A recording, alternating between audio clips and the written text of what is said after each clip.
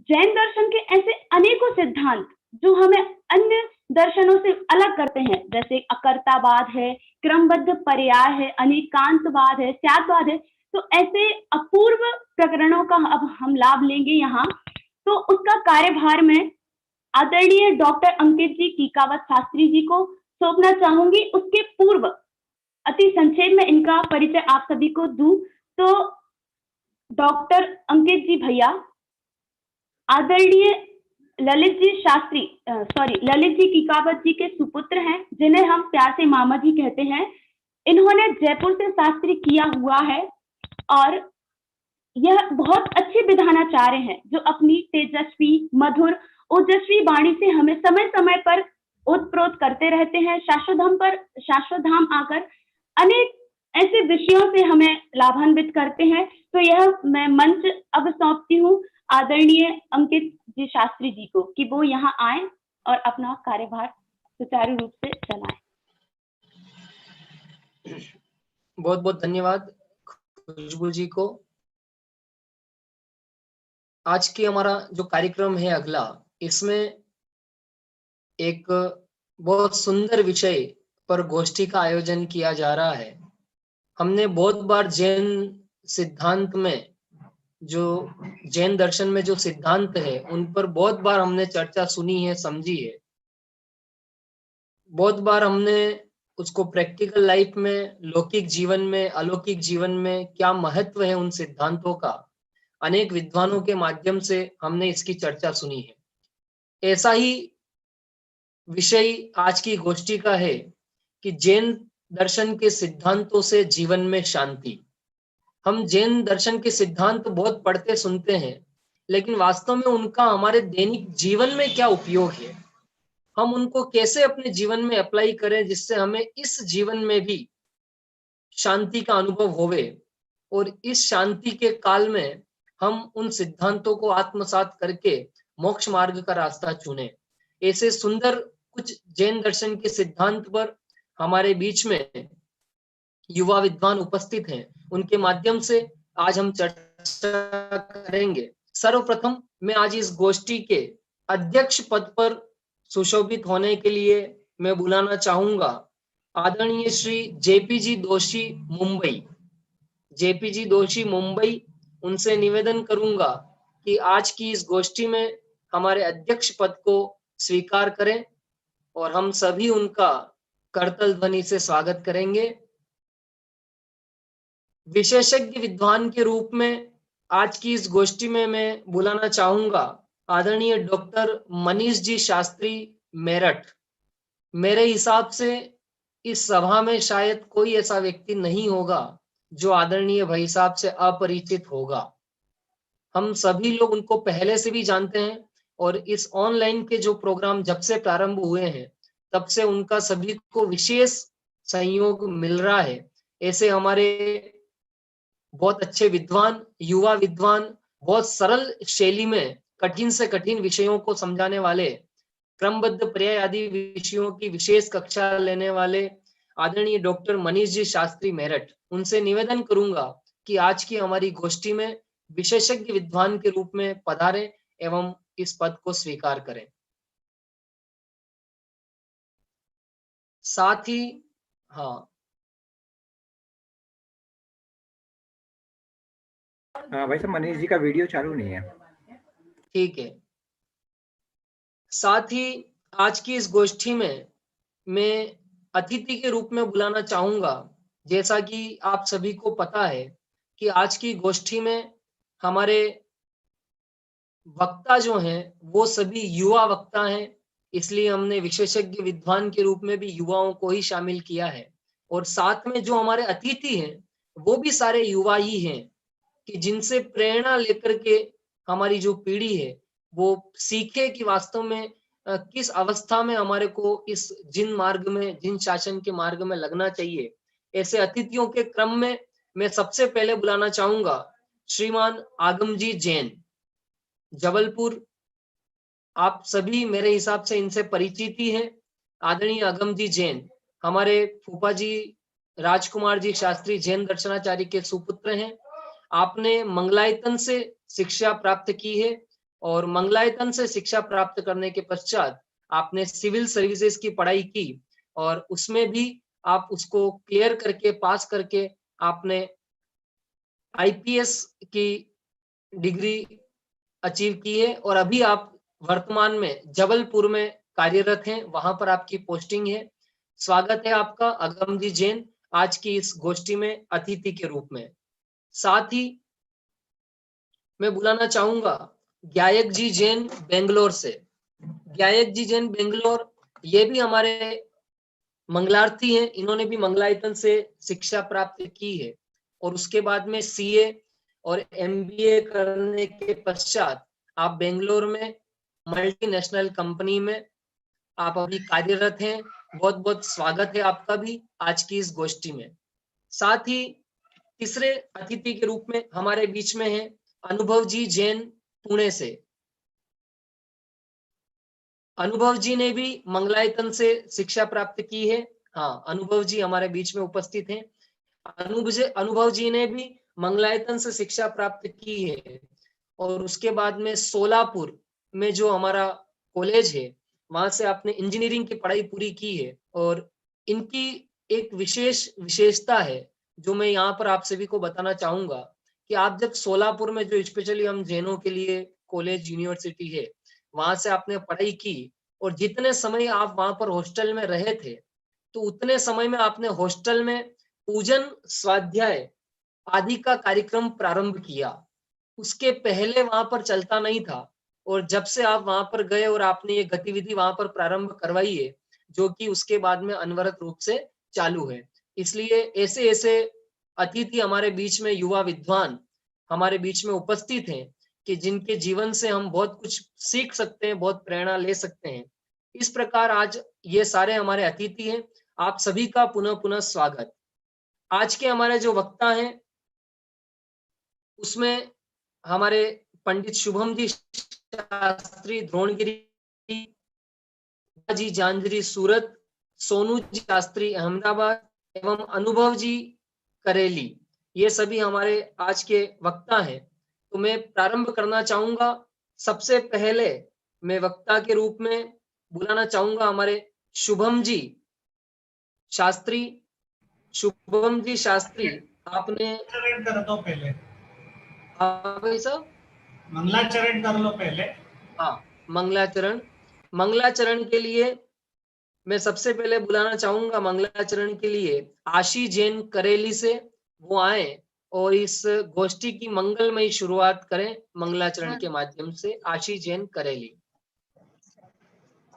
सभी को जय जिनेंद्र।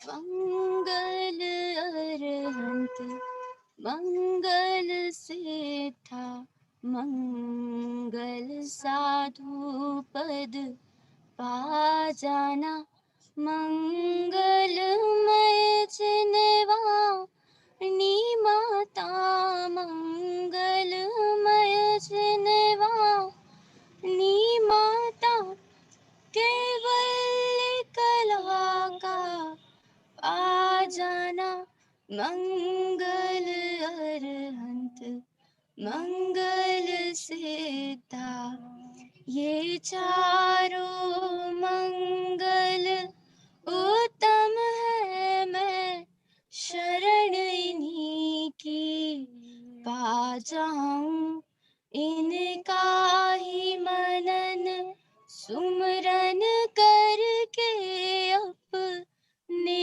सुधातम को जाऊं अन्वेषण हुआ राधन हूँ अन्वेषण हूँ राधन हूँ फिर नित्य निरंजन पा जाना मंगल अरहंत मंगल सेता ये पंच कल्याण सुयोग्य मिला निर्वाण भूमि पर आ जाना मंगल सुयोग्य महान मिले जिन वाणी का अमृत मत पाना।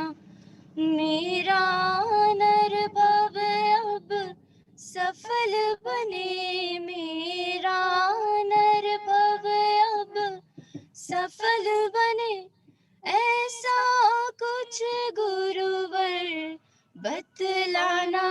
मंगल अरहंत मंगल से था, मंगल साधु पद पा जाना। मंगलमय जिनवाणी माता, मंगलमय जिनवाणी माता, केवल कला का पा जाना।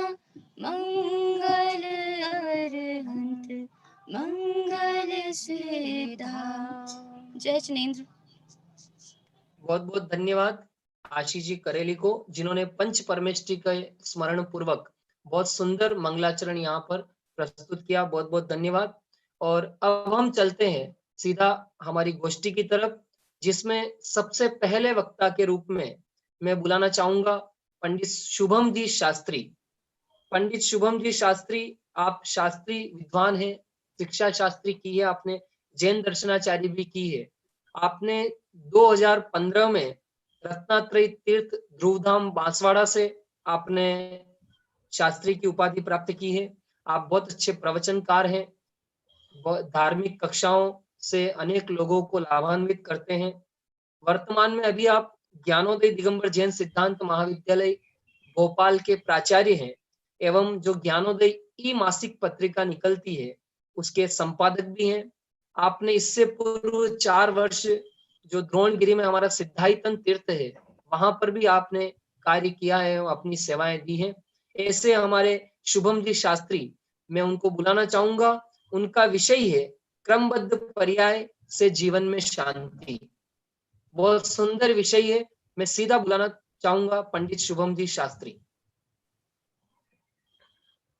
पडमामी बड्ढमाणम।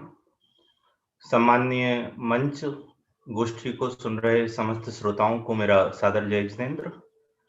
गोष्ठी में विषय है मेरा क्रमबद्ध पर्याय एवं जीवन में शांति।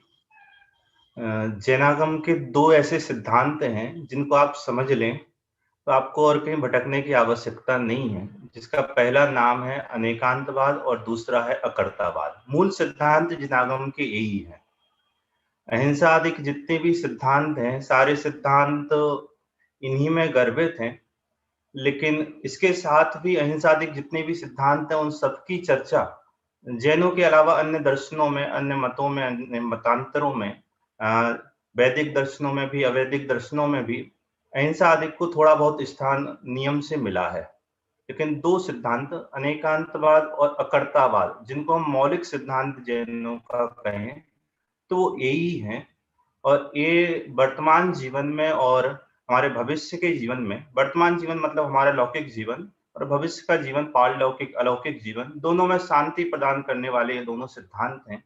और उसमें भी जो क्रमबद्ध पर्याय है वह क्रमबद्ध पर्याय अनेकांतवाद से सिद्ध होती है और अकर्तावाद को पुष्ट करती है। मैं फिर से इस पंक्ति को बोल रहा हूँ, क्रमबद्ध पर्याय अनेकांतवाद से सिद्ध होती है और वह अकर्तावाद को पुष्ट करती है। आप पूरे के पूरे क्रमबद्ध पर्याय के सिद्धांत को जब देखेंगे तो जहां तहां आपको सिर्फ एक ही नजर मिलेगी कि अकर्तावाद को ही पुष्ट कर रही। चूंकि अकर्तावाद एक और गोष्ठी में अलग से विषय है, इसलिए मैं उसको अधिक नहीं छेड़ूंगा। फिर भी क्रमबद्ध पर्याय की थोड़ी सी चर्चा संक्षिप्त में आपसे कहूं तो वस्तु की नियमित और निश्चित व्यवस्था का नाम है क्रमबद्ध पर्याय।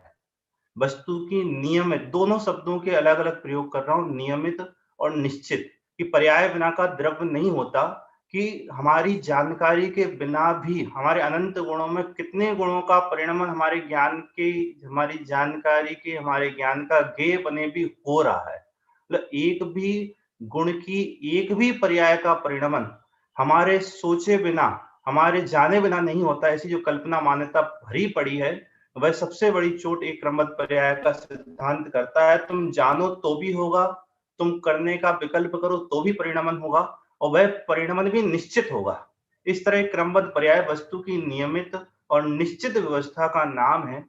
मैं इस पूरे सिद्धांत को समझाने के पहले सिर्फ गुरुदेव की कुछ पंक्तियों से पूरे सिद्धांत को समझाऊंगा और उस पूरी पंक्तियों में आपको क्रमबद्ध पर्याय संबंधी जो भी भ्रांतियां हैं, सिर्फ इन 2-3 पंक्तियों में, मतलब 5 प्रवचनों का सार आप इन 2-3 पंक्तियों में समझना।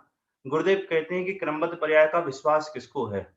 सबसे पहले ये जान ले कि क्रमबद्ध पर्याय किसको होती है, कि वस्तु जितनी भी हैं, अनंतानंत द्रव्य जो पूरी दुनिया में भरे पड़े हैं, सारे के सारे द्रव्यों का परिणमन क्रमबद्ध ही हो रहा है। एक भी द्रव्य बिना क्रमबद्ध परिणमन के नहीं हो रहा।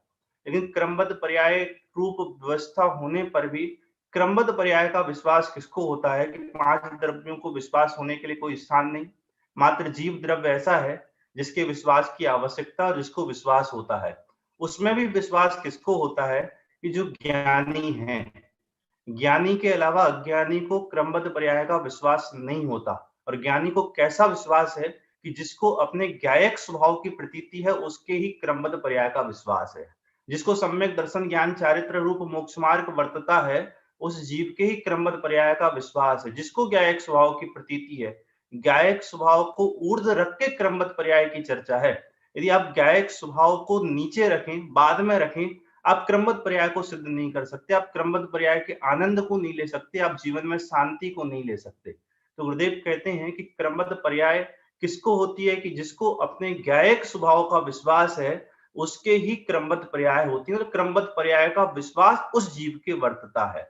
और जिसके ज्ञायक स्वभाव की प्रतीति विश्वास निर्णय हुआ, अब उस जीव के बचा क्या है। जिसको ये पता है कि मैं ज्ञायक हूं, उसको अपने ज्ञायक स्वभाव का विश्वास हुआ और सर्व द्रव्यों के ज्ञेय स्वभाव का विश्वास हुआ कि मैं जानने वाला हूं। सर्व द्रव्य उस ज्ञान का ज्ञेय बनते हैं, वह उसके जानने में आते हैं। तो जिसको ज्ञायक स्वभाव का विश्वास है, उसके मात्र जानना शेष बचा, उसके करना शेष नहीं बचा। और जिसके करना शेष नहीं बचा, देखिए सबसे ज्यादा समस्या क्रमबद्ध पर्याय में सबसे बड़ा जो प्रश्न खड़ा होता ना कि फिर कुछ नहीं करें क्या, कुछ नहीं सोचें क्या, हम नहीं करेंगे तो कौन करेगा। तो गुरुदेव कहते हैं और ये अशुद्ध परिणमन हो रहा है, तो इस अशुद्ध परिणमन को भी होने दें क्या। गुरुदेव कहते हैं कि जिसको क्रमबद्ध पर्याय का विश्वास हुआ, उसके अशुद्ध परिणमन होता ही नहीं है। जिसको पर्यायों के क्रमबद्ध परिणमन का विश्वास हुआ, उसके पर्यायों के क्रम में अशुद्ध पर्याय नहीं होती। जिसके पर्यायों के क्रम में अशुद्ध पर्याय हैं, तो ये समझ लेना कि उसके क्रमबद्ध पर्याय का विश्वास नहीं है, उसके अभिभवों का अभाव निकट नहीं है। तो जिसके क्रमबद्ध पर्याय का विश्वास हुआ, उसके पर्यायों के क्रम में भी शुद्ध पर्याय होती हैं। फिर मुझे अशुद्ध पर्याय होंगी, मुझे कसाय होगी, मैं नहीं करूंगा तो कौन करूंगा, ये सारे के सारे प्रश्न यहाँ पर निपट जाते हैं। देखिए जीवन में शांति क्रमबद्ध पर्याय कैसे देता है, पहले अशांति का निर्णय कर लें कि अशांति क्या है। अशांति सिर्फ कल्पना में है। कल्पना में मतलब कल्पना में भ्रम है और भ्रम से अशांति पाल के रखी है। जो प्रकरण समय सार जी में ज्ञान ही प्रत्याख्यान के संबंध में आया कि भाई त्याग किसका करना है, कि जिसका ग्रहण किया उसका त्याग करे। ये परद्रव्य का ग्रहण नहीं है तो फिर परद्रव्य का त्याग कैसे करेंगे। तो ग्रहण किसका है, मैं परद्रव्य को ग्रहण करता हूं, ऐसी कल्पना, ऐसी मान्यता, इस भ्रम का ग्रहण किया है, तो इस भ्रम का ही त्याग करना है।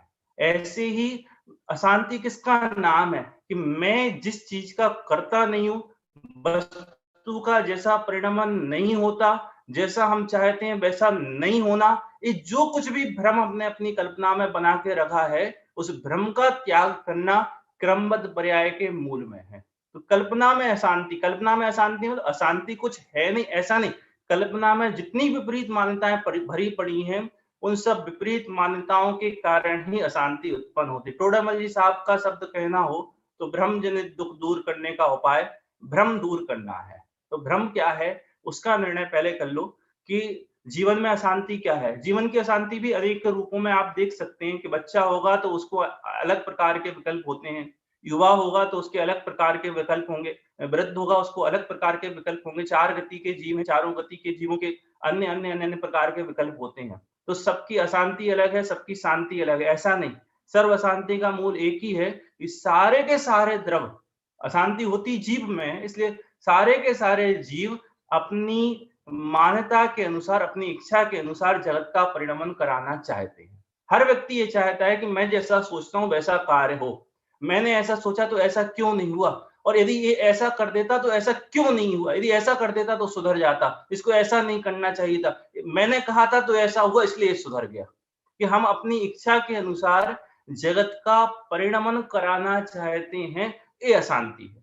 जो दिन रात संकल्प विकल्प होते हैं, उस संकल्प विकल्प का नाम अशांति है। इन संकल्प विकल्प को मिटा दो, सर्व शांति हो जाएगी। दुनिया की अशांति, जीवन की अशांति तो मिटेगी भाई, दुनिया की अशांति भी क्रमबद्ध पर्याय के निर्णय में मिट जाएगी। वो कैसे मिटेगी? दुनिया में किस नाम की अशांति है कि दो नाम से अशांति है, एक भ्रष्टाचार के नाम पे अशांति है और एक आतंकवाद के नाम पे अशांति है। भ्रष्टाचारी जीव कब होता है कि जब लोभ बढ़ता है तब भ्रष्टाचार करता है, और आतंकवाद कब करता है कि जब भय बढ़ता है तब आतंकवादी होता है।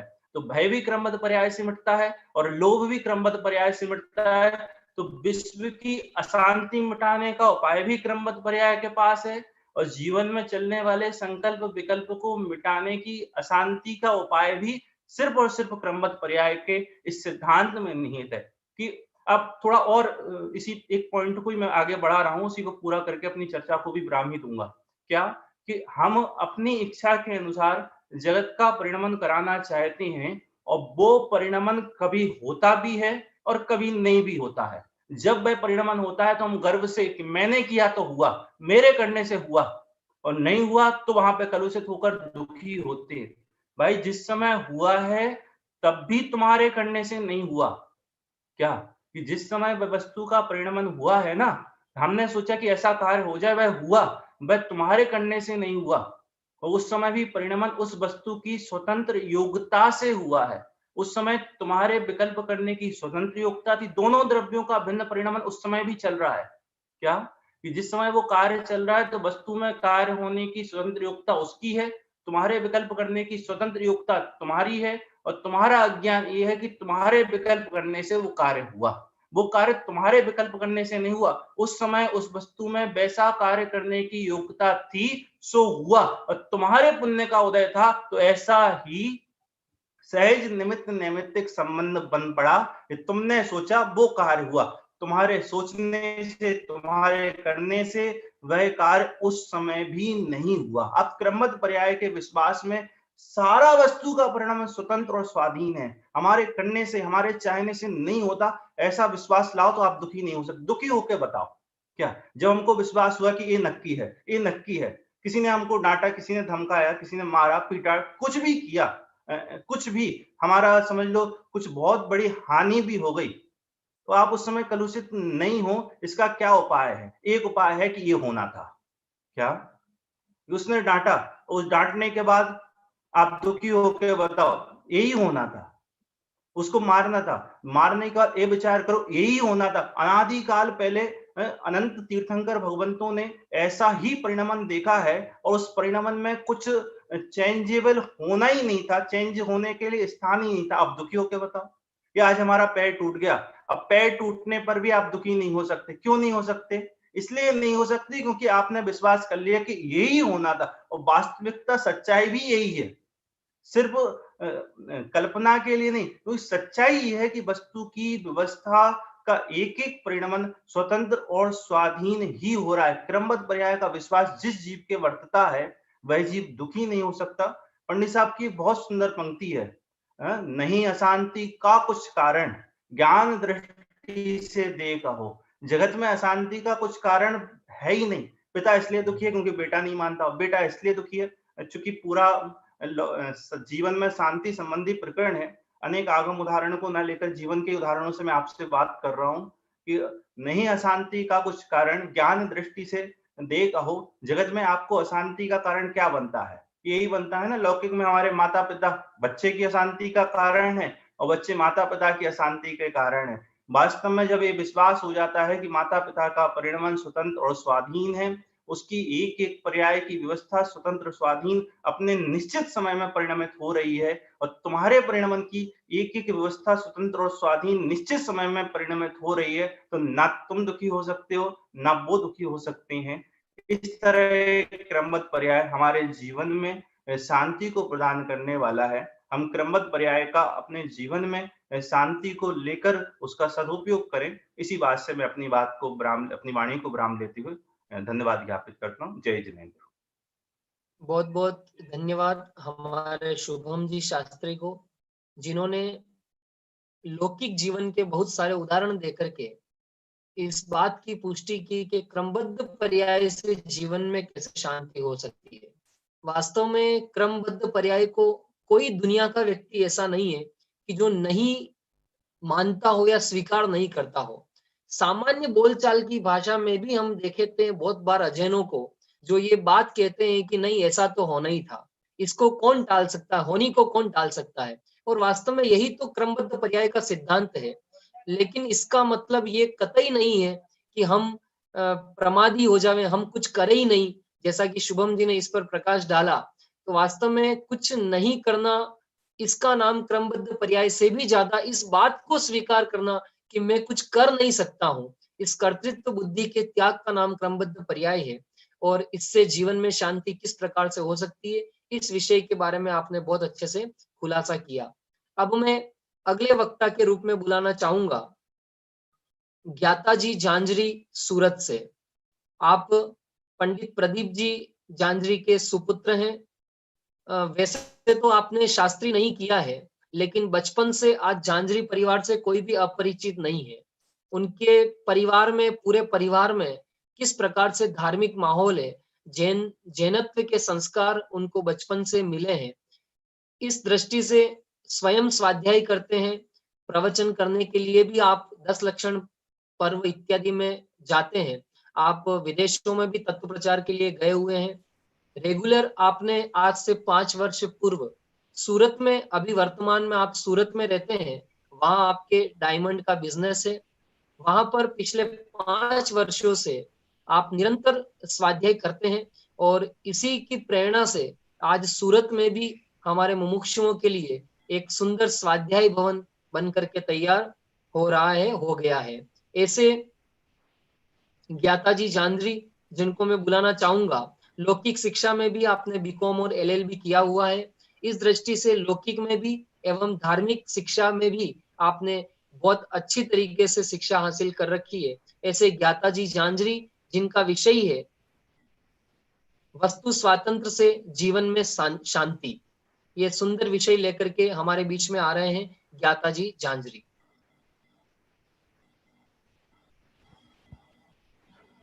वस्तु विचारत ध्यावते मन पावे विश्राम, रस स्वादत सुख उपजे अनुभव या को नाम। आदरणीय अध्यक्ष महोदय और हमारे आदरणीय गण एवं श्रोतागण, आज का यह शाश्वत धाम का वार्षिकोत्सव जो हम मना रहे हैं, इसमें युवाओं के लिए जो इस गोष्ठी का आयोजन किया गया है वो वास्तव में बहुत उपयोगी है। युवाओं को ध्यान में रखकर ही हमारे पूरे मंडल ने मिल करके यह शाश्वत धाम का उपक्रम रचा था, जो बालिकाओं को शिक्षित करने के लिए जाना माना संस्थान है। वस्तु स्वातंत्र की उद्घोषक वस्तु स्वयं है, जिनवाणी नहीं है। जिनवाणी में तो ऐसा बताया है कि वस्तु स्वातंत्रता, वस्तु अपनी स्वतंत्रता की उद्घोषणा स्वयं करती है, ऐसा जिनवाणी में बताया है। तो जिनवाणी इसकी उद्घोषक हुई कि वस्तु स्वयं हुई। अरे वस्तु कण कण ये बता रहा है कि वो स्वतंत्र है। हमें दैनिक उदाहरणों में कई बार इस बात की प्रतीति होती है कि जो कार्य हम कर रहे हैं वो उस हमारे जो विकल्प है उसके अनुरूप न हो करके और किसी दूसरी दिशा में हो जाता है, कोई अलग तरीके से हो जाता है, ऑपोजिट हो जाता है, और कभी कभी हमारे विकल्प के अनुरूप हो जाता है। तो इस प्रकार का भ्रम हो जाता है कि अनुरूप हुआ तो मैंने किया, और मैंने जो किया, मैंने जो विकल्प किया या फिर मैं जैसा चाहता था वैसा न हो करके कोई और तरीके से हुआ या वैसा नहीं हुआ, तो ऐसा विकल्प खड़ा हो जाता है कि मैंने क्या गलती की, या मैंने ये कमी रह गई या वो कमी रह गई। तो कमी वाली तो कोई वस्तु है ही नहीं। जो वस्तु जैसी है वैसी है। अब रही हमारे विकल्पों की बात, वो सुनने में बहुत अच्छी लगती है बात कि देखो करने से काम नहीं होता, विकल्पों से काम नहीं होता, या फिर हम जो करना चाहें वह हम कर सकते हैं, इस प्रकार का पुरुषार्थ जगाना चाहिए तब जा कर के कार्य सिद्ध होगा। तो वो पुरुषार्थ के जागृत होने की भी वस्तु व्यवस्था की स्वतंत्रता देखी जा सकती है कि पुरुषार्थ कब जागृत होगा, ये भी तो स्वतंत्र है ना। तो स्वतंत्रता को हटा करके या फिर स्वतंत्रता को दबा करके वस्तु में से स्वतंत्रता को निकाल करके यदि देखें तो वो वस्तु वस्तु रहेगी ही नहीं, वह होगा ही नहीं। अरे 3 लोग यदि एक पर्याय को बदलने के लिए डट जाए, जुट जाए और पूरा बल प्रयोग कर ले तो पूरा विश्व की समस्त ताकतें, उन ताकतों का मैं नाम नहीं लेना चाहता, मैं विश्व की बड़ी बड़ी ताकतों का, अमेरिका जापान का नाम नहीं ले रहा, मैं कह रहा हूं इंद्र नरेंद्र चक्रवर्ती जिनेंद्र की बात कर रहा हूं। यदि एक पर्याय को बदलने के लिए वह सारा जोर आजमाइश कर ले तो पर्याय जीत जाएगी, एक पर्याय वो अपने अनुरूप हो जाएगी और सारा विश्व हार जाएगा। इस प्रकार से एक द्रव्य की 6 द्रव्य की स्वतंत्रता, 6 द्रव्यों में से एक द्रव्य को पकड़े तो उसमें जो अनंत गुण होते हैं उस गुण की अपनी अपनी पृथक पृथक स्वतंत्रता, और वह जो गुण एक एक गुण होता है उसमें से जो पर्याय निकलती है उसमें से एक एक एक समय में जो निकली हुई जो पर्याय है उसको पिछली पर्याय की अपेक्षा नहीं, और जो पर्याय जो अभी वर्तमान की है उसको जो उसके बाद होने वाली है उस पर्याय की अपेक्षा नहीं। 4 भाव के प्रकरण द्वारा हम ये वाली बात विशेष समझ सकते हैं। इस प्रकार से एक एक द्रव्य, उसका एक एक गुण और उसकी एक एक अनंत पर्याय अपने आप व्यवस्थित है, वस्तु स्वभाव के अनुरूप है, स्वतंत्र है। तो ये जो स्वतंत्रता जो हमको पता चली, इससे हुआ क्या कि स्वतंत्र तो है, चलो मान लिया स्वतंत्र है, हाँ स्वतंत्र है तो क्या करें, हाथ पे हाथ धर के बैठ जाए कि हाँ बैठ जाओ हाथ पे हाथ धर के। अरे भगवान ने भी यही तो किया है कि हाथ पे हाथ धरा, ऐसे करना कुछ न रहा जिससे, तो सारे विकल्पों से मुक्त हो गए ना। तो फायदा हमारा, हमको फायदा अपना करना है ना, हम तो अपना प्रयोजन सिद्ध करने के लिए बैठे हैं, हमको तो अपना स्वयं का कार्य करना है। वस्तु स्वतंत्रता से तो हमको क्या फायदा मिलेगा, क्या प्रयोजन सिद्ध होगा, ये वाली बात मोस्ट इम्पॉर्टेंट है। मेरा छोटा सा जो समय है उसमें मुझे ये वाली बात समझाना ज्यादा आवश्यक है कि ये हमारा प्रयोजन कैसे सिद्ध करेगी। चलो सुनने समझने में बात अच्छी लगती है, लेकिन कोई कहता है यंगस्टर्स की सभा है, यंगस्टर्स के लिए है, कि आपने तो कह दिया पर जब होगी ना, जब बीतेगी तब पता चलेगा। हाँ, जब कोई अपना बिछुड़ जाए या फिर कोई ऐसी विकट परिस्थिति आ जाए तब ये वाली बात जहर जैसी लगेगी, तब विकल्पों का माया जाल क्यों खड़ा नहीं होगा, तब कैसे अपने को बचाने के लिए हम प्रयास नहीं करेंगे, तब कैसे इष्ट वियोग में और अनिष्ट संयोग में हम विकल्प उपस्थित नहीं करेंगे।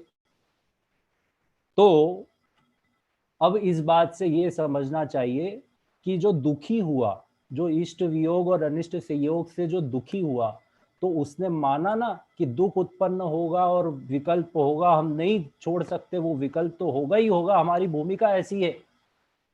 एकदम फ्रस्ट्रेट होकर के कि अरे होगा ही होगा, कैसे नहीं होगा, तो उसने ये मान लिया बातों ही बातों में कि विकल्प करने से दुख हुआ है, ये माना ना कि विकल्प करने से। अब तर्क शैली से हम इस बात को सिद्ध करें कि विकल्प से दुख हुआ तो निर्विकल्पता से सुख होगा कि नहीं होगा। यदि विकल्प से दुख होना आप स्वयं मान रहे हो तो विकल्प दूर होने से, निर्विकल्प होने से सुख का, शांति का मार्ग प्रशस्त होगा, इस बात को भी मानना पड़ेगा। और यहाँ पे विकल्प हो कि नहीं हो उसकी बात नहीं कर रहे, समय सार में भी आया है, जो कर्म के और नो कर्म के परिणाम हैं, जो नहीं करे और मात्र जाने वो ही आत्मा ज्ञानी है। 75 नंबर की गाथा है कि जाने जो कर्म नो कर्म का जो परिणमन हो रहा है, वो परिणमन हो रहा है कि नहीं हो रहा है? परिणमन तो हो रहा है। तो हो रहा है तो फिर आप क्यों कहते हो कि हो रहा है? तभी तो हम जान रहे हैं कि हो रहा है। अरे मात्र जानना है, उसको करना नहीं है। अर्थात जो विकल्प हो रहे हैं उसको विकल्प को विकल्प की तरह ही देखना है। जी भाई साहब, कि विकल्प जो हो रहा है वो विकल्प अपनी जगह पे अपने स्थान पर खड़ा है, और मेरा जाननहार स्वभाव, मेरा ज्ञातापना, मेरा ज्ञातृत्व अपनी सीमा में रह करके उसको देख रहा है। तो ये जादू है, ये शांति का उद्गम स्थल है। इसको अज्ञानी से ज्ञानी बनाने के लिए मात्र यही तो करना है, अकर्ता सिद्ध करना है। जो नहीं करे और मात्र जाने। अब मात्र आ गया, ज्ञानी पने में मात्र आ गया, और अज्ञानी पने के लिए पूरा का पूरा जो है मैदान खुला है ना। अज्ञानी तो एक ही काम कर रहा है, जानने का, और ज्ञानी तो एक ही काम कर रहा है, जानने का। और अज्ञानी क्या काम कर रहा है कि जान तो रहा ही है हर जीव, ज्ञान है तो जानना जानना जानना की निरंतरता तो चलती है, तो जान भी रहा है और कर भी रहा है। तो ये तो अज्ञानी तो और ज्यादा काम कर रहा है ना ज्ञानी से भी। उसके सर पे तो दो दो काम है, और ज्ञानी को तो मात्र जानना ही है। तो ज्यादा सुभट कौन हुआ, ज्यादा महान कौन हुआ, अज्ञानी की ज्ञानी? अरे यहां पर समय सार में और वस्तु स्वरूप में जो करने वाला जो पार्ट है उसको नेगेटिव साइड में रखना। क्या? क्योंकि वो बोझ रूप है, वो करना पड़ने वाला है। और ज्ञातापना अर्थात जानने वाला जो पार्ट है उसको पॉजिटिव साइड में रखना, क्योंकि वो होने रूप है, वो होता है, उसमें निरंतरता है, उसमें कोई एक्स्ट्रा काम नहीं करना पड़ रहा। जिसमें एक्स्ट्रा काम नहीं करना पड़ रहा और सहजता है उसमें हम निर्विकल्प हैं। निर्विकल्प है इसलिए शांति है, विकल्प है इसलिए अशांति है। इस बात को यदि समझ ले तो विकल्पों से मुक्त हो जाए। कितना हमारे लाइफ में हम देखते हैं, जीवन में हम रोज अनाज खाते हैं, वह अनाज कहाँ से आया?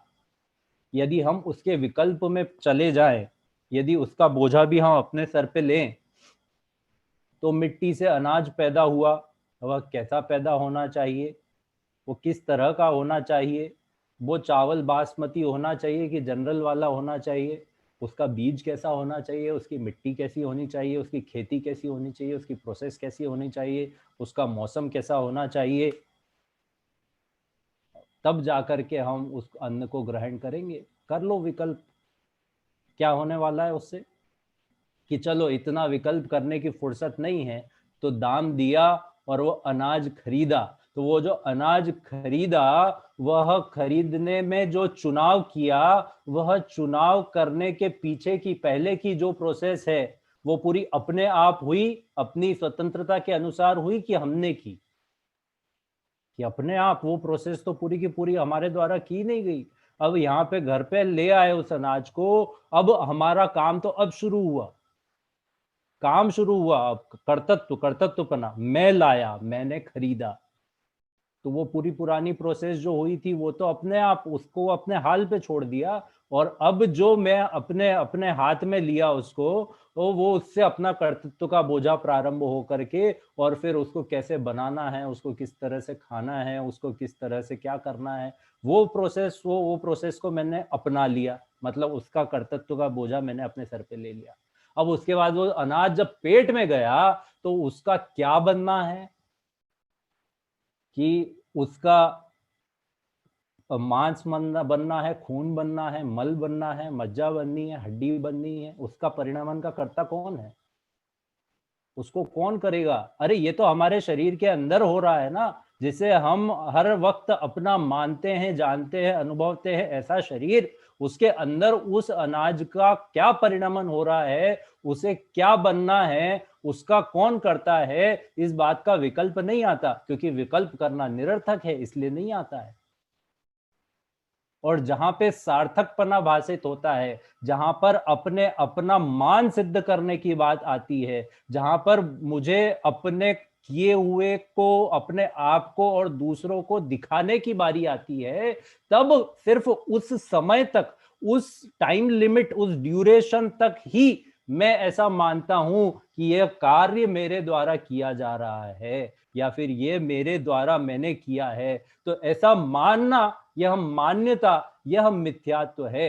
यह मान्यता को निकाल दे, क्योंकि कार्य तो स्वतः अपने परिणाम अनुसार हर वस्तु परिणमित हो रही है। उसके लिए मैंने कुछ नहीं किया और उसको वैसा हो उसके लिए मेरा विकल्प काम नहीं आया, निरर्थक रहा। यह वाली बात यदि हमको समझ में आ जाएगी तो हमें शांति क्यों नहीं होगी। अरे मुनिराजों जैसी शांति, रे अणु अणु का की आजादी का शंख नाद वह फूक चला रे, पाखंडों के महल लहाता, लोरों को तूफान चला रे। जिसने इस वस्तु स्वतंत्रता की को समझ करके उसकी घोषणा की, उसका नाम लेने मात्र से, उनका जीवन देखने मात्र से हमको शांति हो जाती है। तो जिस तत्व को पकड़ करके वह इस शांति के मार्ग को बता रहे हैं, वह तत्व, वह हमारा अखंड ज्ञायक देव कितना शांत, कितना स्थिर, कितना गंभीर और कितने गुणों को लिए हुए,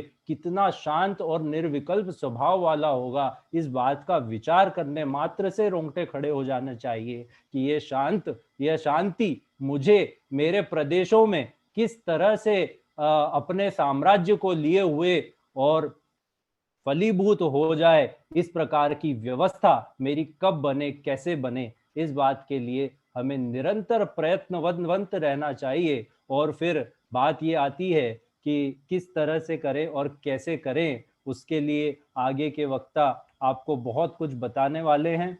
और कितना हम प्रयास करते हैं और कितना मिलता है, इस बात का यदि विचार करना है तो वो 2 लाइन के माध्यम से मैं बोल करके अपनी बात को खत्म करूंगा कि कितना करते हो प्रयास, कितना करते हो प्रयास, बर बोलो कितना पा लेते हो।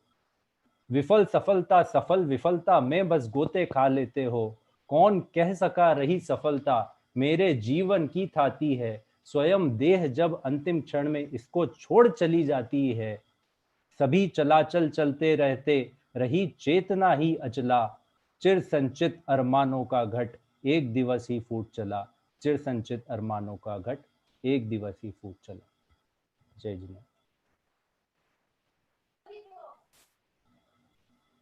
बहुत बहुत धन्यवाद ज्ञाता जी जांजरी को कि जिन्होंने वस्तु स्वतंत्रता से जीवन में शांति, इस जैन दर्शन के सिद्धांत का बहुत सुंदर तरीके से यहाँ पर विवेचन किया है। शायद मैं तो पहली बार ही सुन रहा हूँ आपको। आपके पिताजी प्रदीप जी जांजरी को तो मैंने बहुत बार सुना है, और आज आपको सुनकर के ऐसा लगा कि पिता झलक जो पुत्र में दिखती, निश्चित रूप से वो आप में मुझे यहाँ पर एहसास हुआ। लौकिक क्षेत्र में आपने जिस बिजनेस का सिलेक्शन किया है वो भी लौकिक में सबसे उत्कृष्ट है, और धार्मिक जीवन में आपने जो इस वस्तु स्वभाव को, जो जैन दर्शन का कण इस बात का उद्घाटन करता है, उसको आपने हृदय में हृदयंगम किया।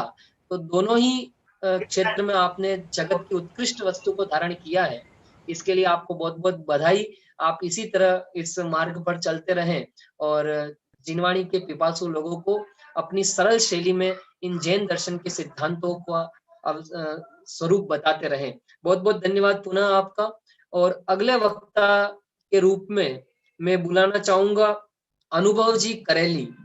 आप भी मंगलायतन से आपने शिक्षा प्राप्त की है, वर्तमान में आप करेली में रहते हैं। और हमारे आज के जो विशेषज्ञ विद्वान हैं डॉक्टर मनीष जी मेरठ, वो भी हमारे बीच में उपस्थित हो चुके हैं।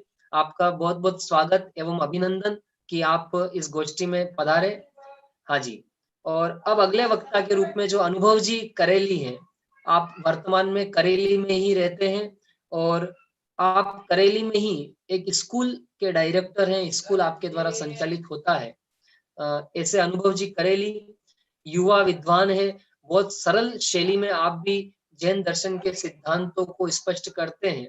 तो मैं निवेदन करना चाहूंगा अनुभव जी करेली से, वो आए और उनका विषय है अकर्तावाद से जीवन में शांति। ऐसे विषय पर वो प्रकाश डालने के लिए पधारे। अनुभव जी करेली।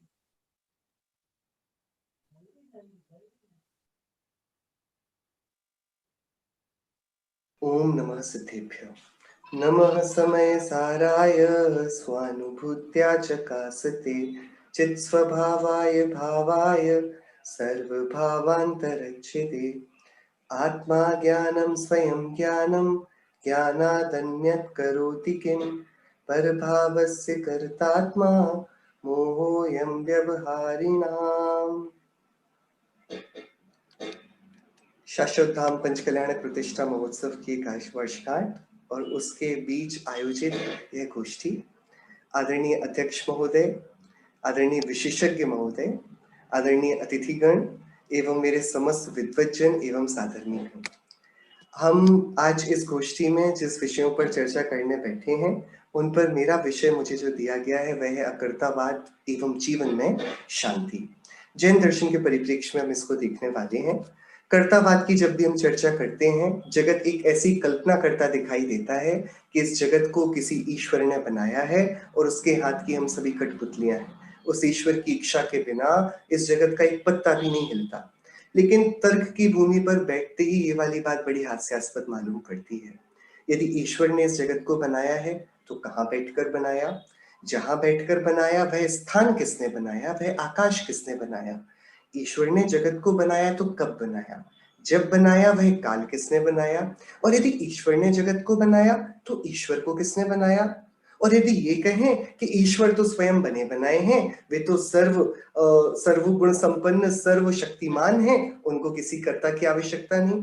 तो जब ईश्वर को बिना तर्क के बिना कारण के हम स्वयं अनादि निधन मानने को तैयार हैं, तो फिर इस जगत को क्यों नहीं। इस तरीके से जगत का कर्तावाद खोखला निकलता है और हमको पता पड़ता है कि 6 द्रव्यों से बना हुआ यह विश्व अनादि अनंत है। इसमें जीव पुद्गल नाचते हैं, 6 द्रव्य रहते हैं एक साथ, वे परस्पर एक दूसरे को निमित्त नैमित्तिक संबंधों से प्रभावित भी करते हैं, लेकिन फिर भी इस जगत को बनाने वाला, इस जगत में कुछ करने वाला, किसी दूसरे द्रव्य को प्रभावित करने वाला कोई भी नहीं। सारे द्रव्य स्वतंत्र अस्तित्व के रचे हुए हैं। वस्तुत्व गुण उनमें विशेषता देता है, द्रव्यत्व गुण उन्हें कार्य करने की क्षमता, अगरु लघुत्व एक वज्र का कोट उनके प्रदेशों में बना देता है, प्रदेशत्व गुण ही उनका महल है, और ये सब प्रमेयत्व गुण के चलते केवली भगवान ने अपनी दिव्य ध्वनि में देखा। ये वाली बात समझ में आ जाने के बाद फिर प्रश्न आता है, ठीक है विश्व किसी ने नहीं बनाया, कोई बात नहीं, लेकिन अब ये जो बने बनाए द्रव्य हैं अनादि अनंत है माना, लेकिन ये अपना जीवन तो जीते हैं ना। सो ये कार्यों को करते हैं या उनके अकर्ता बने रहते हैं, अथवा स्पेसिफिकली हम सभी, मैं आत्मा करता हूं या अकर्ता, ये प्रश्न उत्पन्न हुआ। और हम फिर चले गए हमारे आचार्यों के चरणों में। सो आचार्य नैमिचंद्र सिद्धांति देव श्री द्रव्य संग्रह जी में हम सभी को बताते हैं, जीवो ओग महो अमुत्तिकत्ता सदेह परिमाणो भूता संसारत्थो सिद्धोसो विश्वसो ढगई। हाँ, आत्मा के 9 अधिकारों के अंतर्गत जीव करता है, आत्मा करता होता है। सो आत्मा करने वाला है। अब प्रश्न तो यहाँ पर उत्तरित हो गया कि आत्मा करता है, और हमें चर्चा तो जैन दर्शन के अकर्तावाद की करनी है। सो हमें यहाँ जल्दबाजी नहीं करनी चाहिए। कर्ता का क्या स्वरूप है, करने वाला क्या होता है, कार्यों के होने वाले कारणों का क्या स्वरूप है, इस पर एक विहंगम दृष्टि कर लेना यहाँ इष्ट होगा। जैन दर्शन में कारण कार्य व्यवस्था में करने वाला कारण बन जाता है और जो कार्य होता है वह कार्य होता है। उस कारण के 2 भेद हैं, कर्ता 2 प्रकार के हुए, उपादान कारण, निमित्त कारण। जो स्वयं कार्य रूप परिणमित हो वह उपादान कारण है, और जो स्वयं कार्य रूप तो परिणमित ना हो, कार्य की उत्पत्ति होने में अनुकूल होने का जिस पर आरोप लगाया जा सके। उदाहरणार्थ, पानी को गर्म करना है, अब गर्म करने के लिए आग भी काम कर देगी, बिजली, गीजर, रॉड, इससे काम हो जाएगा, अथवा सूर्य की एकदम प्रदीप्त किरणें भी जल को थोड़ी उष्णता तो दे ही देती हैं। सो गर्म करने के कारण तो अनेक मिले, लेकिन सबसे महत्वपूर्ण कारण क्या है जिसके बिना पानी गर्म नहीं होगा। बिजली नहीं होगी तो आग जला लेंगे, आग नहीं होगी तो धूप में रख लेंगे, लेकिन ऐसा क्या है जिसके ना होने पर कार्य नहीं होगा, कि वह है जल स्वयं। पानी ही नहीं होगा तो गर्म क्या करेंगे। सो पानी स्वयं उष्णता रूप कार्य में परिणमित होने से उपादान कारण है। तत्काल प्रश्न उत्पन्न हुआ, यदि पानी को गर्म करने का मूल कारण है तो पानी तो शीतल रहता है, हमेशा गर्म क्यों नहीं रहता। कि हाँ, अब हमें द्रव्य गुण पर्याय के भेद लाने पड़ेंगे। सो इसके हम दो भेद कर देंगे। जो त्रिकाली द्रव्य और उसके त्रिकाली गुण हैं वे त्रिकाली उपादान कारण कहलाते हैं, वे हैं कूटस्थ, वे हैं प्रायोजक इस पूरे कार्य के, वे हैं आधार, और इन्हीं के साथ पल्लवित होती हुई क्षणिक प्रति समय जन्मती और मरती पर्यायें वे क्षणिक उपादान हैं। सो कार्य की मूल कर्ता बनती हैं तत्समय की योग्यता को ली हुई अनंतर पूर्व क्षणवर्ती के पर्याय के व्यय पूर्वक उत्पन्न हुई पर्याय वह कार्य की नियामक कारण है। उनको आधार देने वाला त्रिकाली द्रव्य गुण ये त्रिकाली उपादान कारण है। ये तीनों का मिलकर प्रमाण का जो द्रव्य बना ये उपादान रूप कारण होने से कार्य का अधिष्ठाता है, करने वाला है, और आसपास जो कुछ भी मिलेगा जो स्वयं तो परिणमित ना होगा, सहकारी होता प्रतीत होगा, उसको व्यवहार नहीं के चलते उसका निमित्त कारण कह दिया जाएगा। सो यहाँ पर हमें यह वाली बात स्पष्ट हुई कि जो कर्ता बोला गया है वह स्वयं कार्य रूप परिणमित होने वाले को कर्ता यहाँ बोला गया है। कर्ता का ये अर्थ नहीं कि मैंने इसका कुछ कार्य किया, अरे ये स्वतंत्र द्रव्य इस जगती का है ना, ये भी स्वतंत्र द्रव्य और इसके अंदर बैठा मैं वह स्वतंत्र द्रव्य हूं। मैं इसे नहीं चलाता, ये इसे नहीं चलाता, ये अपनी योग्यता से, ये अपनी योग्यता से, मैं अपनी योग्यता से। सो पर के कार्य करने की बात इस जगती में झूठी बन जाती है। इसी को गुरुदेव श्री एक बहुत अच्छे उदाहरण से लेते थे। गुरुदेव श्री बोला करते थे, एक ठग ने एक वृद्ध पुरुष को 2 कद्दू ये कहकर बेच दिए कि घोड़े के अंडे हैं। वृद्ध को उस ठग ने मूर्ख कैसे बनाया, उसने 2 कद्दू अपने पेट पर लटका दिए और थोड़ी देर में कद्दू लटक कर नीचे गिरे। जैसी कद्दू नीचे गिरे धड़ाम की आवाज हुई, पीछे 2 खरगोश छुपा रखे थे, वे खरगोश चिपक कर लपक कर बाहर आए। ठग ने वृद्ध से बोला, देखो सफेद घोड़े के बच्चे अभी इस अंडे से फूट कर निकले हैं। वृद्ध मानता हुआ आगे बढ़ गया। गुरुदेव श्री कहते हैं कि भैया देखो, जैसा दिखता है इन जड़ इंद्रियों के निमित्त से वैसी ही कार्य की संरचना हुई हो ऐसा नहीं। अंडे में से घोड़े के बच्चे नहीं निकले हैं, पहले तो वे घोड़े के बच्चे नहीं सफेद खरगोश हैं, फिर वे अंडा नहीं कद्दू है, और कद्दू के फूटने से खरगोश भय से पीछे से बाहर आए हैं। लेकिन काल प्रत्याशक्ति होने से भ्रम हो गया कि उस अंडे में से बच्चे निकले। ऐसे ही हम सभी को भ्रम हो जाता है कि हम ये नाना प्रकार की वस्तुओं के कार्य करते हैं। ये हम नहीं करते, ये सारे कार्य अपने अपने क्षण में वे वस्तुएं अपनी उपादानगत योग्यता से करती हैं। इन सब के बीच में रहा हुआ मैं इनके संपर्क में उपस्थित होने से इनका कारण निमित्त कारण उपचार से कह दिया जाता हूं। देखिए, जगत के कर्तृत्व का एक नमूना, एक व्यक्ति जिसको सर्वशक्तिमान अपने आप को मानने का दंभ है, वह अभी आप सभी के सामने एक चलती हुई ट्रेन को रोक कर दिखाएगा। देखिएगा आप कितनी ताकत है इस व्यक्ति में।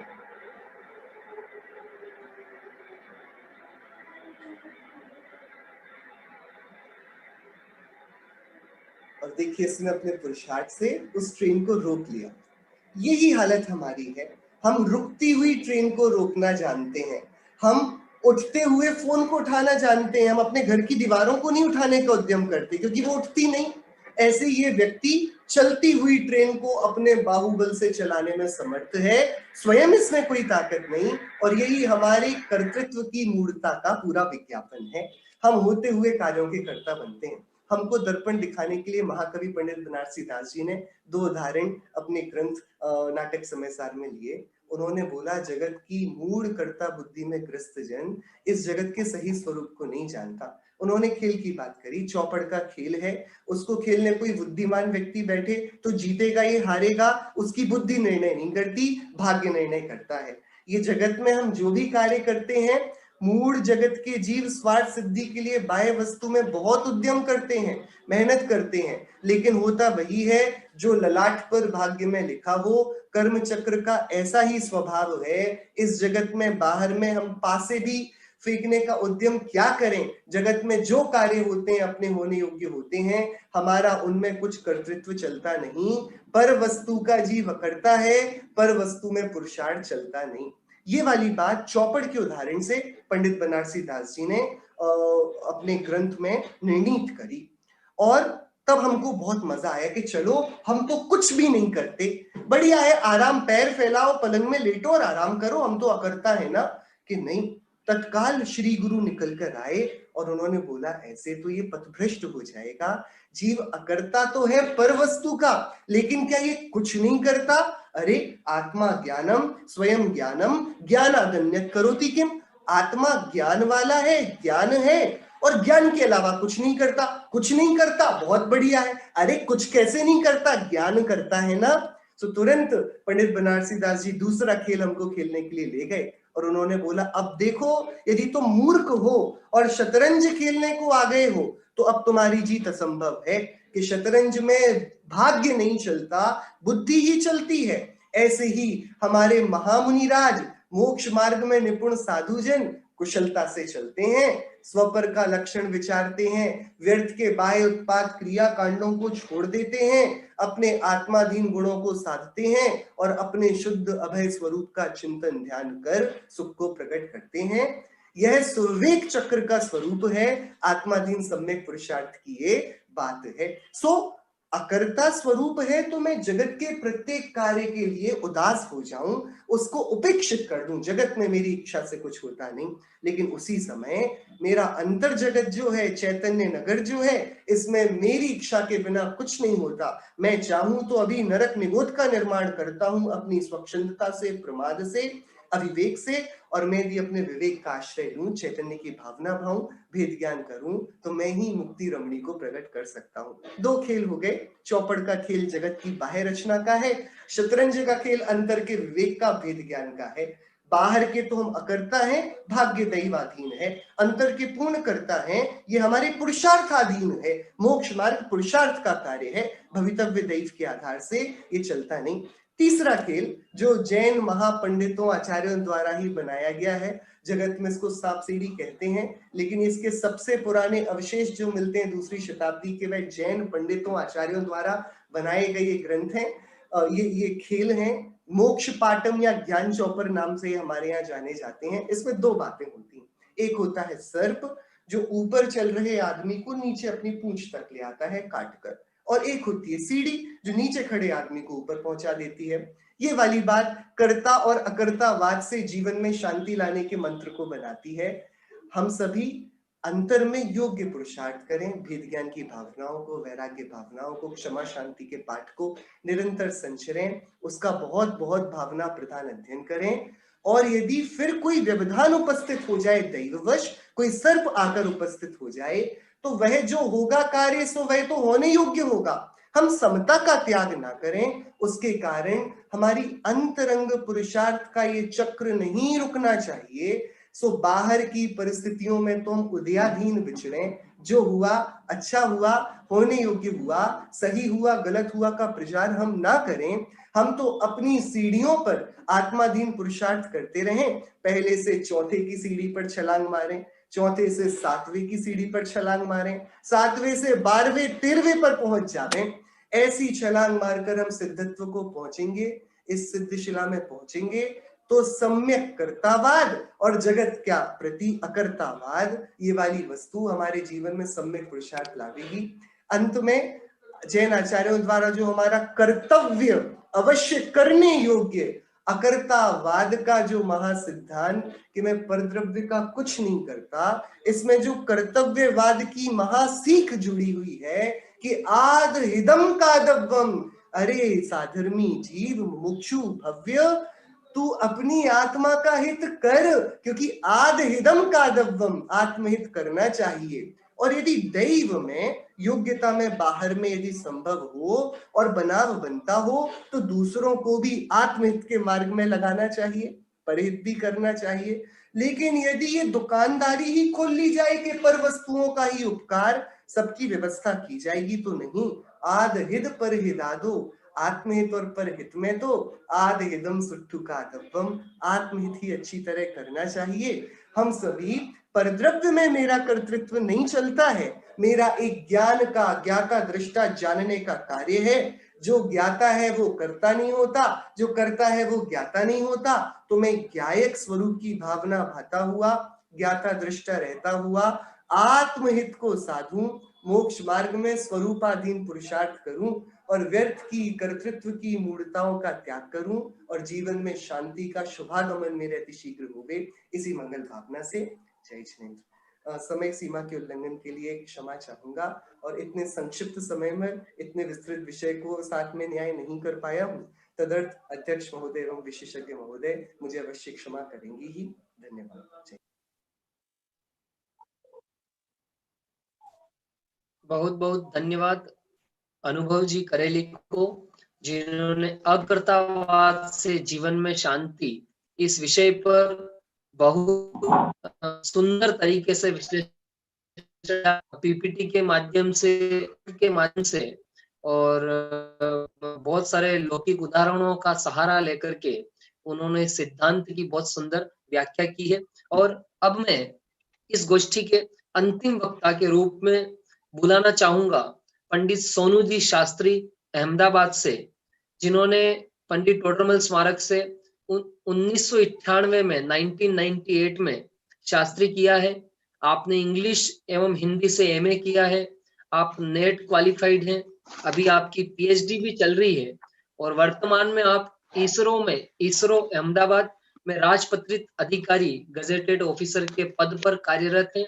ऐसे हमारे पंडित सोनू जी शास्त्री, जिनको बुलाना चाहूंगा, एवं आपका विषय है अनेकांत एवं शादवाद से जीवन में शांति। इस विषय पर बोलने के लिए, इस विषय के बारे में बताने के लिए मैं बुलाना चाहूंगा पंडित सोनू जी शास्त्री।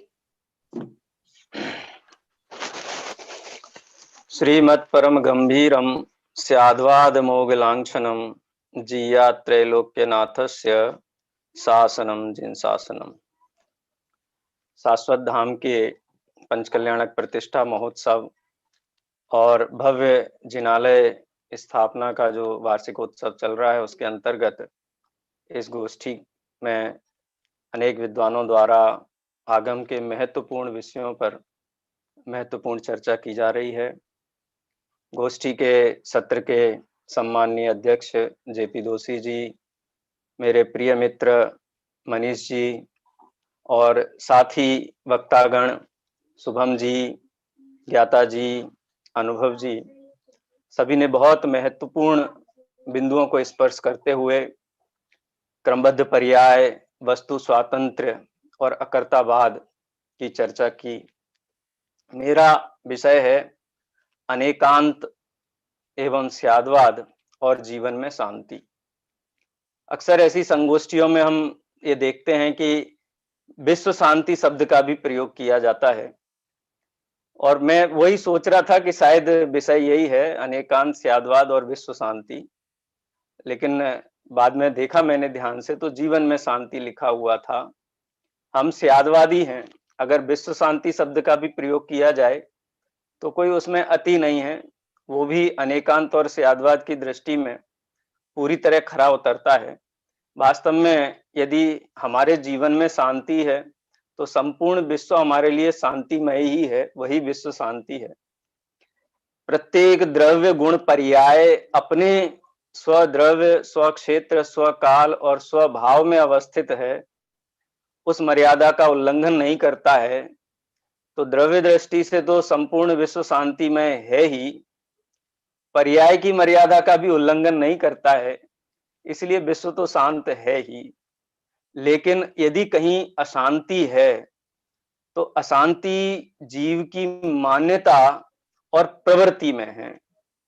आचार्य कुंद देव ने प्रवचन सार ग्रंथ में जब ये संकल्प किया 7वीं गाथा में कि जो मोह और क्षोभ से विहीन जो समता भाव है, वही चारित्र है, वही निर्वाण का कारण है, उसकी उपलब्धि कैसे हो, उसके उपायांतरों की चर्चा करते हुए जो जानदि अरहंतम दवत्त गुणत्त पज्जयत तेहिम इत्यादि गाथाओं की रूपणा की।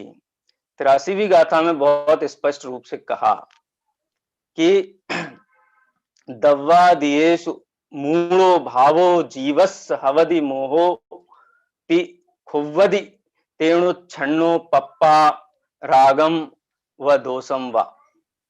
कहने का तात्पर्य है कि अगर जीव मोही है, अज्ञानी है, रागी है, द्वेषी है, उसके लिए एक शब्द का प्रयोग किया, खुब्बदी, शुद्ध है, दुखी है, अशांत है। तो अशांति का कारण क्या है कि इसको द्रव्यादि के संबंध में मूढ़ता है, द्रव्यादि को नहीं जानता है। द्रव्यादि माने विश्व, जो महासत्ता है, सद्द्रव्य लक्षणम, द्रव्य नहीं जानता है। अगर उसके भेद रूप कहें तो जीवादि को नहीं जानता है। आचार्य तो वास्तव में जीव, पुद्गल, धर्म, अधर्म, आकाश और काल ये भेद भी किए बिना ही समझा देते हैं। सद्द्रव्य लक्षणम, तुम भी द्रव्य हो ना, तुम भी सत हो।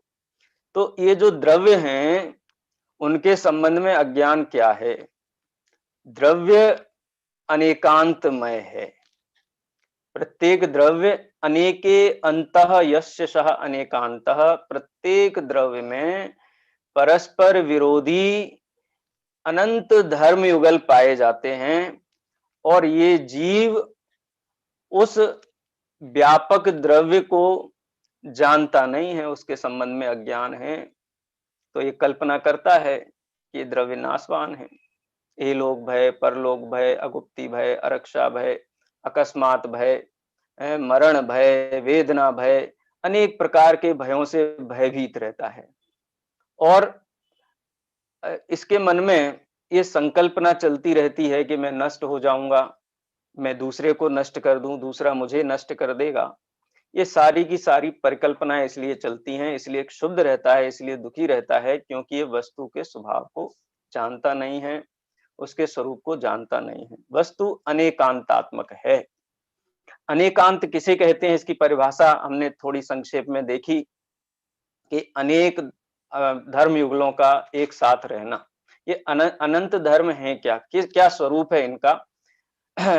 गुरु गोपाल दास जी बरैया जी ने बहुत सुंदर परिभाषा सरल हिंदी में हमको दी है, जिसको हम जैन सिद्धांत, लघु जैन सिद्धांत प्रवेशिका या सिद्धांत प्रवेशिका में हम पढ़ते हैं। वस्तु में परस्पर विरोधी धर्म युगलों का एक साथ निपजना अनेकांत है। परस्पर विरोधी धर्म युगल क्या है? वस्तु नित्य है, वही वस्तु अनित्य है। वस्तु नित्यानित्य है, वही वस्तु एक है, वही वस्तु अनेक है। वही वस्तु सामान्य है, वही वस्तु विशेष है। लेकिन ये जैन दर्शन का अनेकांत सिद्धांत है बहुत सरल। इसमें क्या कठिनाई है?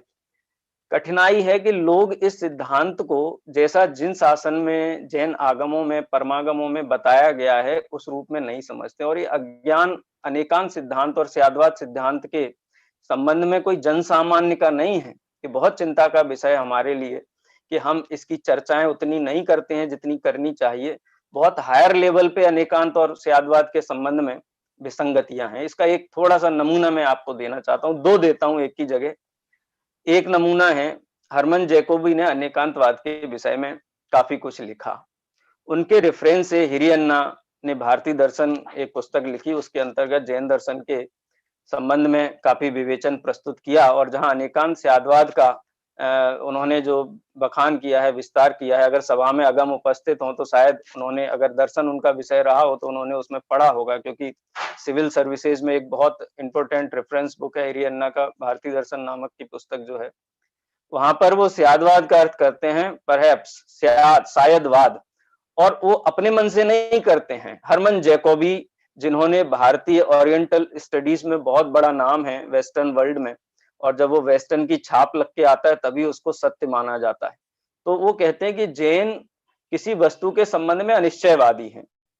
वो स्पष्ट रूप से ये नहीं कह पाते कि वस्तु नित्य है कि अनित्य है। वो कहते हैं नित्य भी अनित्य भी। अगर कोई एक डंडा लेके खड़ा हो जाए और कहे कि नित्य है तो हाँ जैन बोलेगा नित्य है। कोई दूसरा खड़ा हो जाए कि बोले अनित्य है तो वो कह देगा अनित्य है। माने अनिश्चयात्मक स्थिति को अनेकांतवाद कहा गया है। और ये अनिश्चयात्मक स्थिति कोई अजैनी विद्वानों में है, ऐसी बात नहीं है। अगर मित्र मेरे मनीष जी यहाँ उपस्थित हैं, और भी कई लोग, जब विद्वत संगोष्ठी चल रही थी 2016 की श्रवण बेलगोल में, और अंतिम एक सत्र हुआ था, डॉक्टर श्रेयांश जी थे जो सर्वाध्यक्ष थे बड़ौत वाले, और स्वस्ति चारुकीर्ति जी थे, दादा थे, अभय जी भाई साहब थे, राकेश जी भाई साहब, और हम सभी साथी विद्वान वहां उपस्थित थे। और जीव के शुद्धता और अशुद्धता के संबंध में विमर्श चल रहा था। तो वहां पर जब, मैं नाम नहीं लूंगा किसी का, वहां पर जब एक समापन कमेंट हुआ, वहां सबसे जो वरिष्ठ थे उनके द्वारा, जब उन्होंने कहा कि हाँ वस्तु शुद्ध भी है, जीव शुद्ध भी है, अशुद्ध भी है, और विवक्षा घटित करते हुए कहा कि सिद्धों की अपेक्षा से जीव शुद्ध है और संसारियों की अपेक्षा से अशुद्ध है। ऐसी व्याख्याएं यदि हम लोगों के बीच में हैं, हम सभी, मैं नहीं कहता हूं सभी के बीच में है, मैं सभी विद्वानों के संबंध में नहीं कहता हूं, लेकिन एक जो जैन दर्शन को आगे लेकर के, झंडा लेकर के चलने वाले लोग हैं, तो ये बहुत चिंता का विषय हो जाता है। खैर, विश्व शांति और जीवन में शांति, इस विषय पर लौटते हैं और अनेकांशवाद का क्या स्वरूप है वो समझना आवश्यक है और उसका प्रचार प्रसार भी बहुत आवश्यक है। एक बात यह है कि वस्तु में परस्पर विरोधी धर्म युगलों का पाया जाना, ये वस्तु को वज्र की दीवार प्रदान करता है, उसको बहुत बड़ा सुरक्षा कवच प्रदान करता है। यदि वस्तु को नित्यात्मक परस्पर विरोधी धर्म युगल वाला ना माना जाए, अनंत है, मैं कुछ के नाम बोल सकता हूं, वस्तु एक है, भारत जैसे भारत एक है, भारत अपनी संप्रभुता, अपनी अखंडता, अपनी एकता, उसकी अपेक्षा एक है। लेकिन उसी भारत को जब 28 राज्यों और 9 यूनियन टेरिटरीज के व्यवस्थाओं में देखा जाए तो भारत अनेक भी है, विविधता वाला भी है। दोनों ही सत्य हैं और दोनों ही आवश्यक सत्य हैं, अनिवार्य सत्य हैं। ऐसा नहीं है एक सत्य बड़ा है और दूसरा सत्य छोटा है। लेकिन अखंडता की भावना हमें बल प्रदान करती है, उत्साह प्रदान करती है सुरक्षा के प्रति, तो उस भावना को अधिक बल देने का प्रयास किया जाता है। और भारत अनेक है, इस भावना की भी उतनी ही आवश्यकता है, रंच मात्र भी कम आवश्यकता नहीं है, क्योंकि यदि 28 राज्यों में इस देश को विभाजित ना किया जाए तो आप उनको व्यवस्थाएं नहीं दे सकते हैं, पानी नहीं दे सकते हैं, अन्न नहीं दे सकते हैं, बिजली नहीं दे सकते हैं, शिक्षा नहीं दे सकते हैं।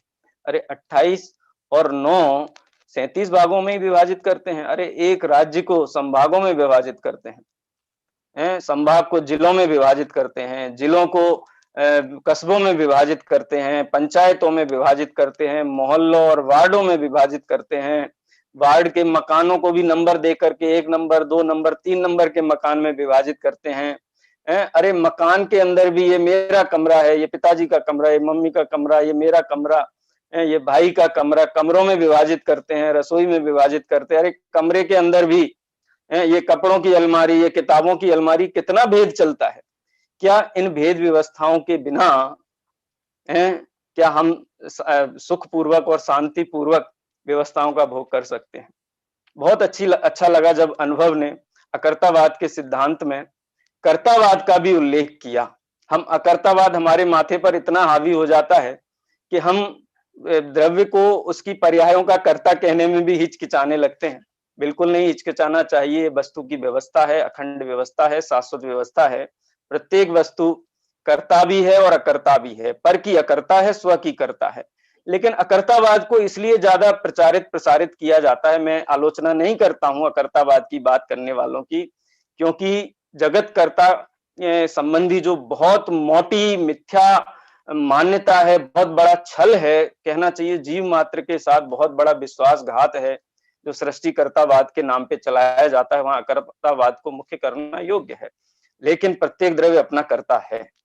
आचार्य अमृतचंद्र देव भी कहते हैं, एकस्य कर्ता न तथा परस्य चिति द्योदा इति पक्षपातौ यस्तत्वेदी च्युत पक्षपातः तस्यास्ति नित्यम खलु चिच्चिदेव। तो अनेकांत तो एक ऐसी वस्तु व्यवस्था है जो हमें एक व्यापक दृष्टिकोण को समझ, वस्तु के एक व्यापक दृष्टिकोण जो वस्तु का है वो उसकी स्थापना करने वाला सिद्धांत है। देखो, जैन अनेकांतवादी है, ऐसा कोई सीमितपना नहीं है, वो बंधा हुआ नहीं है किसी बाड़े में। जैन एकांतवादी भी है। अनेकांतोप्यनेकांतः प्रमाण नय साधना। हम एकांतवादी भी हैं, हम अनेकांतवादी भी हैं। वस्तु के एक धर्म को मुख्य करने पर एकांतवाद की सिद्धि होती है और वस्तु के प्रतिपक्षी धर्म को भी साथ में लेकर के उसकी चर्चा जब हम प्रमाण से करते हैं तो अनेकांतवाद भी सिद्ध होता है। तो हम एकांतवादी भी हैं, हम कर्तावादी भी हैं, हम मात्र क्रमबद्ध पर्याय वाले नहीं हैं, हम पुरुषार्थवादी भी हैं, हम नियतिवादी भी हैं, क्योंकि ये सारी की सारी जो विवक्षाएं हैं ये वस्तु में घटित होती हैं। इसलिए अनेकांत एक बहुत व्यापक दृष्टिकोण देता है। सबसे बड़ी मारामारी विश्व में आज कोई है, आतंकवाद कहो, असमानता कहो, असहिष्णुता कहो, भेदभाव कहो, काले गोरे का भेद कहो, ये सारी की सारी जो व्याधियां जो जन सामान्य को पीड़ित करती हैं, ये संकुचित मानसिकता का प्रतीक है। मानसिकता व्यापक होनी चाहिए और अनेकांतवाद ये वस्तु की व्यापक व्यवस्था है, इसलिए इस सिद्धांत को समझना बहुत जरूरी है। समय बहुत सीमित है, बहुत सारी चर्चाएं अनेकांत के संबंध में हैं।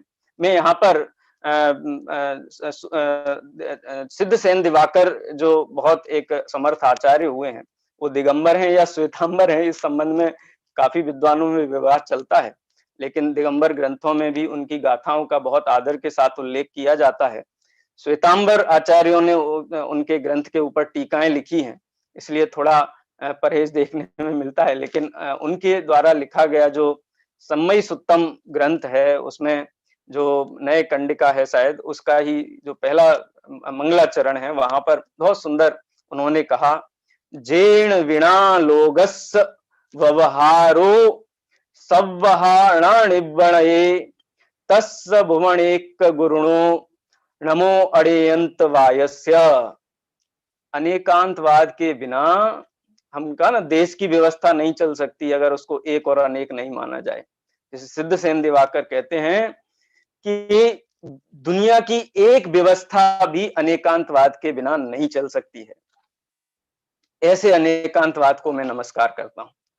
आचार्य अमृतचंद्र देव ने भी अनेकांतवाद को नमस्कार किया। पुरुषार्थ सिद्धि उपाय का जो दूसरा छंद है, उसमें आचार्य देव कहते हैं, परमागमस्य जीवम निषिद्ध जात्यंध सिंदूर विधानम सकल नय विलसितानाम विरोध मथनम नमाम्य अनेकांतम।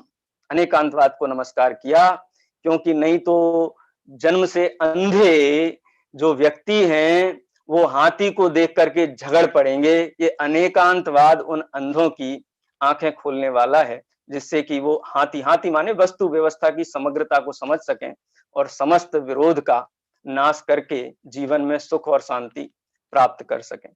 तो अनेकांतवाद के विषय में बहुत सारी और भी चर्चाएं हैं, आचार्यों ने बहुत विस्तार से कही है। अनेक पक्षों, चाहे वो हमारा निजी जीवन हो, सामाजिक जीवन हो, या एक राष्ट्रवाद, राष्ट्रीय स्तर पर जीवन हो, या अंतरराष्ट्रीय स्तर पर जीवन हो, या समस्त विश्व के दृष्टिकोण से भी, छह द्रव्यमयी जो विश्व है उसके दृष्टिकोण पर भी अनेकांत को काफी गहराई से हम व्याख्या उसकी कर सकते हैं। और जितना सूक्ष्मता से उसको समझेंगे उतना हमारे जीवन में स्थिरता और शांति आएगी, क्योंकि जितने विवाद हैं, जितनी समस्याएं हैं, वो सारी विवाद और समस्याएं समझ के भेद की हैं। जब हम वस्तु को समग्रपने से देखते हैं तो विवाद नष्ट होते हैं। इसलिए अनेकांत एक बहुत महत्वपूर्ण सिद्धांत है। सर्व वस्तुएं अनेकांतमयी हैं, पूरा विश्व अनेकांतमयी है, आप भी अनेकांतमयी हैं, मैं भी अनेकांतमयी हूं। यदि हमें स्वपर का स्वरूप समझना है तो हम अनेकांत से आंख मूंझ करके नहीं रह सकते हैं। अब थोड़ी चर्चा हम स्याद्वाद के संबंध में करते हैं। जैसे गाय नाम की वस्तु है, ऐसे ही अनेकांत वस्तु है। वो वस्तु अनेक अनंत परस्पर विरोधी धर्मात्मक है। उसकी जो कथन व्यवस्था है या कथन शैली है या उसको कहने की जो विधा है, उसका नाम स्याद्वाद है। स्याद शब्द से ऐसा लगता है जैसे शायद की झलक आती है, नहीं, शायद नहीं है। स्याद का मतलब निश्चयवाची है, वस्तु किसी अपेक्षा से यही है। एक बहुत बड़ा संकट ये होता है जब हम स्याद्वाद की चर्चा करते हैं कि वस्तु कथनचित नित्य है, कथनचित अनित्य है। तो हमको ऐसा लगता है कि नित्य जो है ना, वो थोड़ी सी नित्य है, 50%, या नित्य पक्ष ज्यादा अच्छा है तो 80% हम नित्य मान लेते हैं, और अनित्य भी है 50% मानो या 20% मानो, ऐसा हम प्रपोर्शनेट करते हैं। लेकिन ऐसा नहीं है।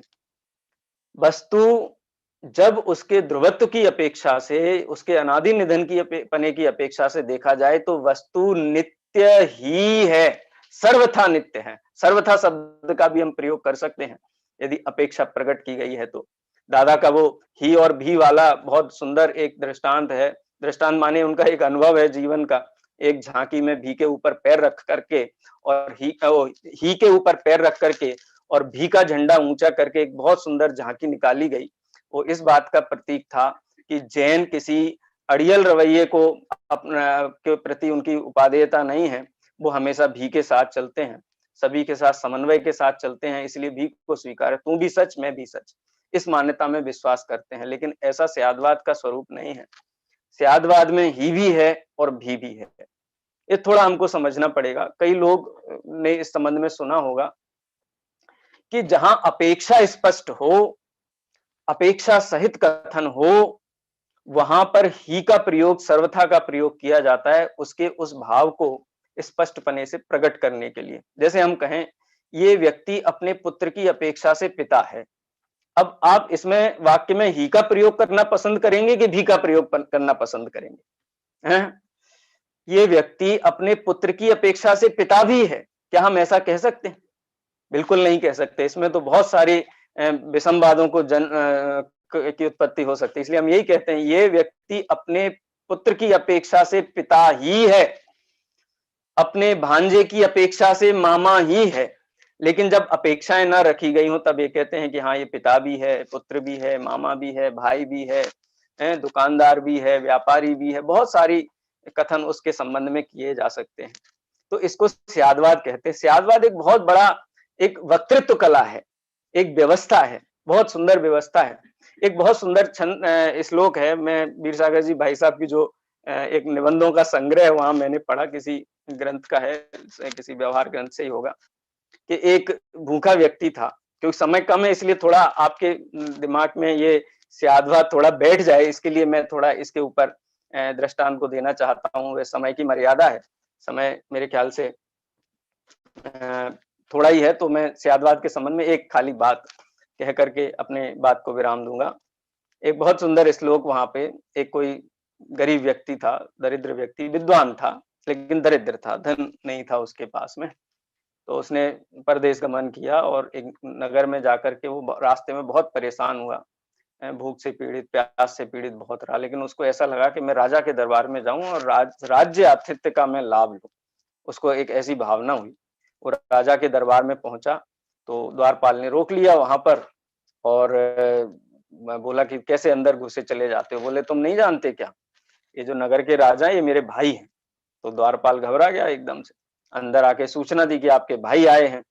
तो राजा को लगा कि भाई आए हैं, कैसे दिखते हैं? तो बोले वो कपड़े फटे हुए हैं, एकदम दरिद्र हैं, बाल बिखरे हुए हैं, कई दिनों से नहाए धोए ऐसा ऐसा लग रहा है, तो ऐसा तो मेरा कोई भाई हो ही नहीं सकता है।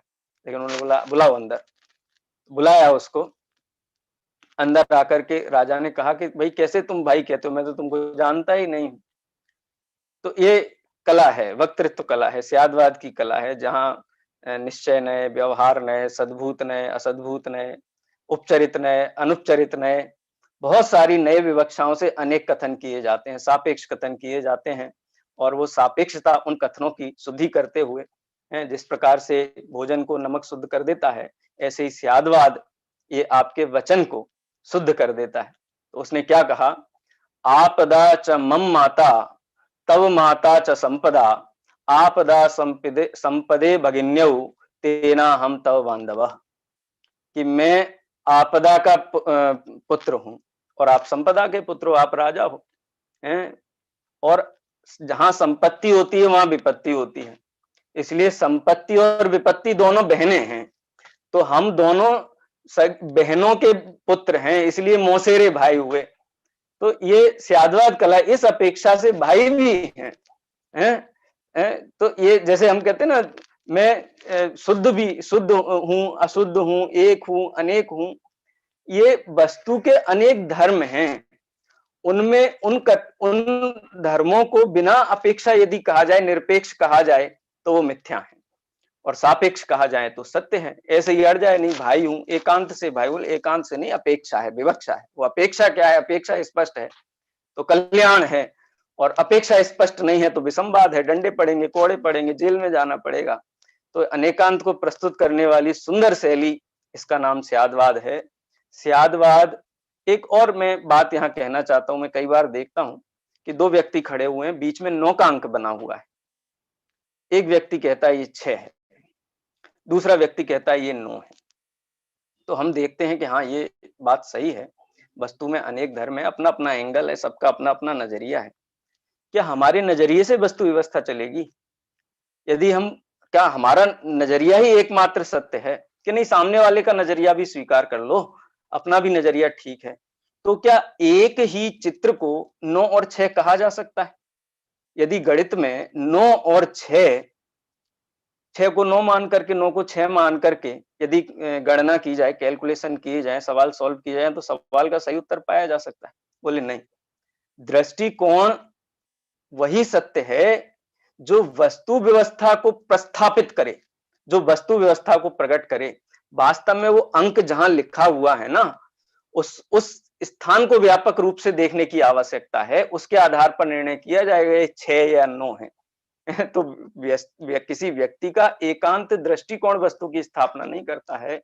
वस्तु की व्यवस्था तो जैसी है, सर्वज्ञ के द्वारा जैसी देखी गई है वैसी ही है, उसमें हमारा कुछ भी चलता नहीं है। लेकिन अपने प्रयोजन के अनुसार हम वस्तु के किसी धर्म को मुख्य करते हैं, किसी धर्म को गौण करते हैं। एक अंतिम चर्चा पुरुषार्थ सिद्धि उपाय ग्रंथ में जब ये अंतिम छंदों में चर्चा आचार्य देव कर रहे थे कि जो सम्यक दर्शन ज्ञान चारित्र हैं वो बंध के कारण नहीं है, वो क्योंकि रत्नत्रय ना तो योग रूप है ना कषाय रूप है, और बंध के लिए योग और कषाय होना चाहिए। लेकिन जिनागम में ही सम्यक्त्वम च आदि सूत्र हैं, अथवा जो रत्नत्रय के धारी होते हैं वही तीर्थंकर आदि पुण्य प्रकृति का बंध करते हैं, या फिर जो आहारक द्वय है, आहारक शरीर, आहारक रिद्धि आदि का बंध करते हैं, तो रत्नत्रय को बंध का कारण भी कहा गया है। उस संदर्भ में आचार्य देव ने एक बहुत सुंदर बात वहां पर कही कि ऐसी कल्पना करने वाले जो व्यक्ति हैं कि आगम में ये कहा गया है कि बंध का कारण है इसलिए हम एकांत से बंध का कारण माने, या फिर उसको मुक्ति का कारण माने, तो आचार्य कहते हैं कि है तो बंध का ही कारण, लेकिन सहचारी होने से, तो है तो मुक्ति का ही कारण, रत्नत्रय मुक्ति का ही कारण है, लेकिन सहचारी होने से उसको ये पुण्य प्रकृतियों के बंध का कारण भी कहा गया है। वास्तव में व्यवस्था में दोष नहीं है, जो व्यक्ति यहाँ प्रश्न खड़ा करता है वो नए दृष्टि से विहीन है। जैसा कि समय सार की जो 26-27वीं गाथा में जहां पर जो तीर्थंकर की स्तुति के संबंध में कहता है यदि जीव और शरीर को एक न माना जाए तो जितनी जनागम में स्तुति की गई है वो सबकी सब मिथ्या हो जाएगी।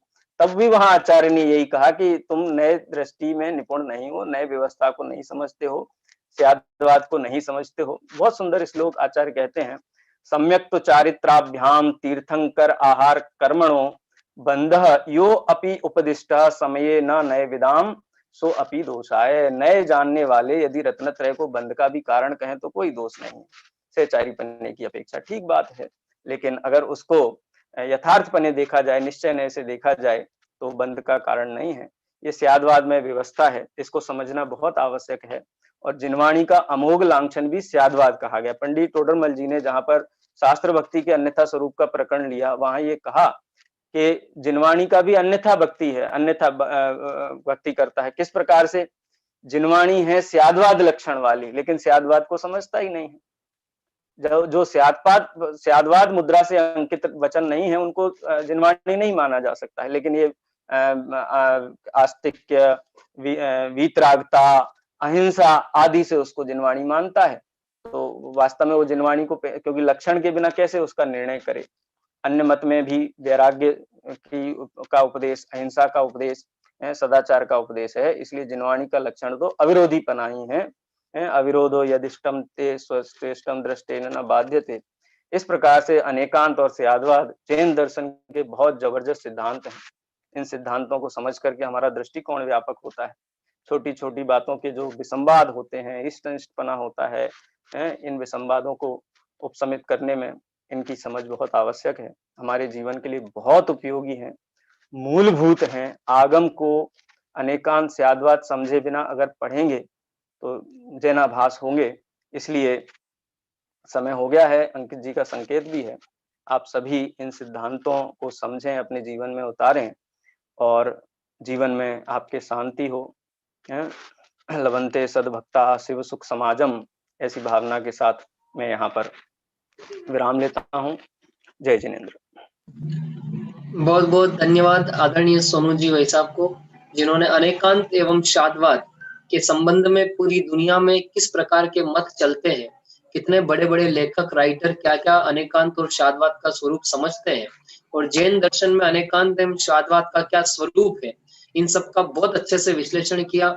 मैं समझता हूँ, मानता हूँ कि निश्चित रूप से सुनने वाले समस्त श्रोताओं को आज जो जैन सिद्धांतों की हमने यहाँ पर चर्चा की, अकर्तावाद की, स्वतंत्रता की, अनेकांत एवं शादवाद की एवं क्रमबद्ध पर्याय की, ये सभी सिद्धांत बहुत कुछ समझ में आए होंगे, और निश्चित रूप से अगर हम उनका पालन करेंगे तो जीवन में शांति होगी।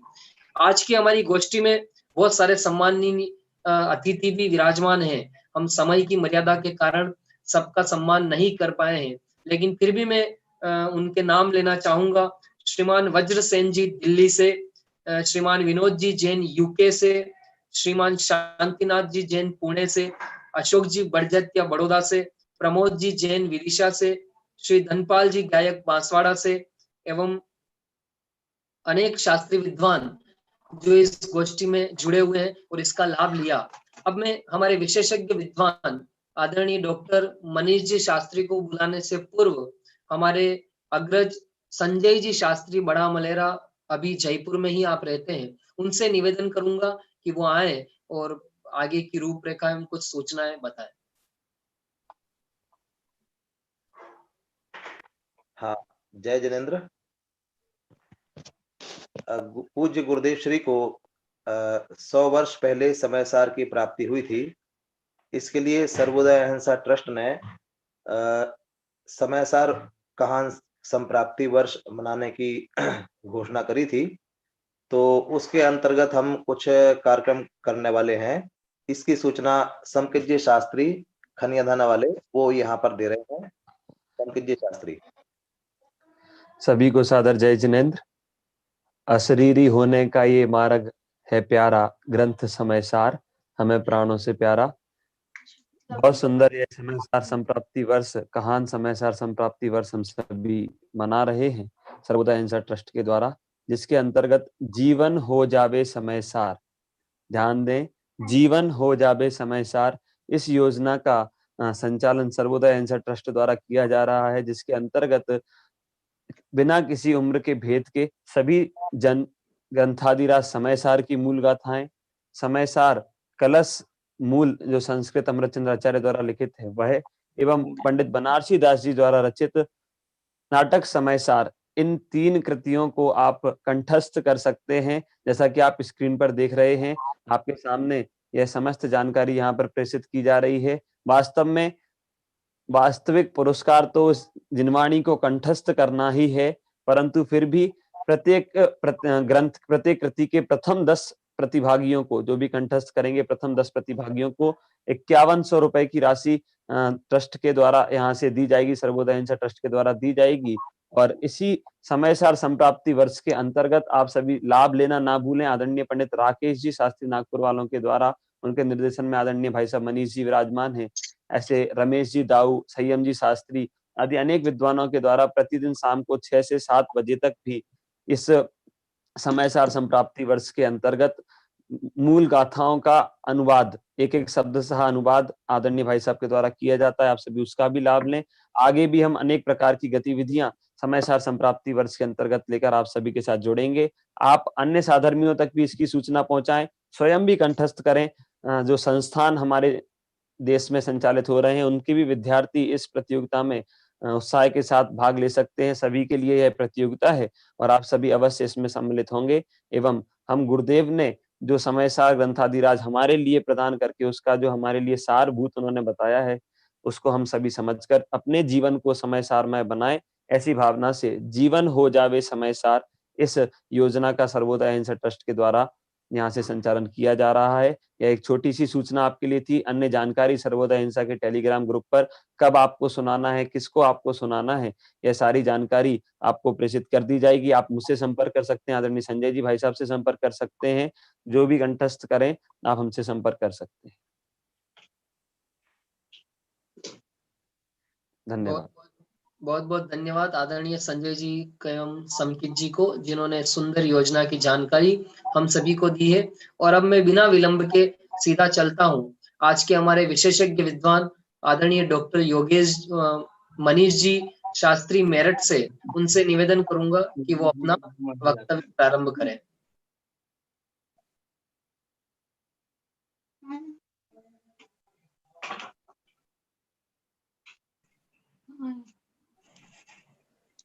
अनंत धर्मणस्तत्वं पश्यन्ति प्रत्यगात्मना अनेकांतमयी मूर्ति नित्यमेव प्रकाशता।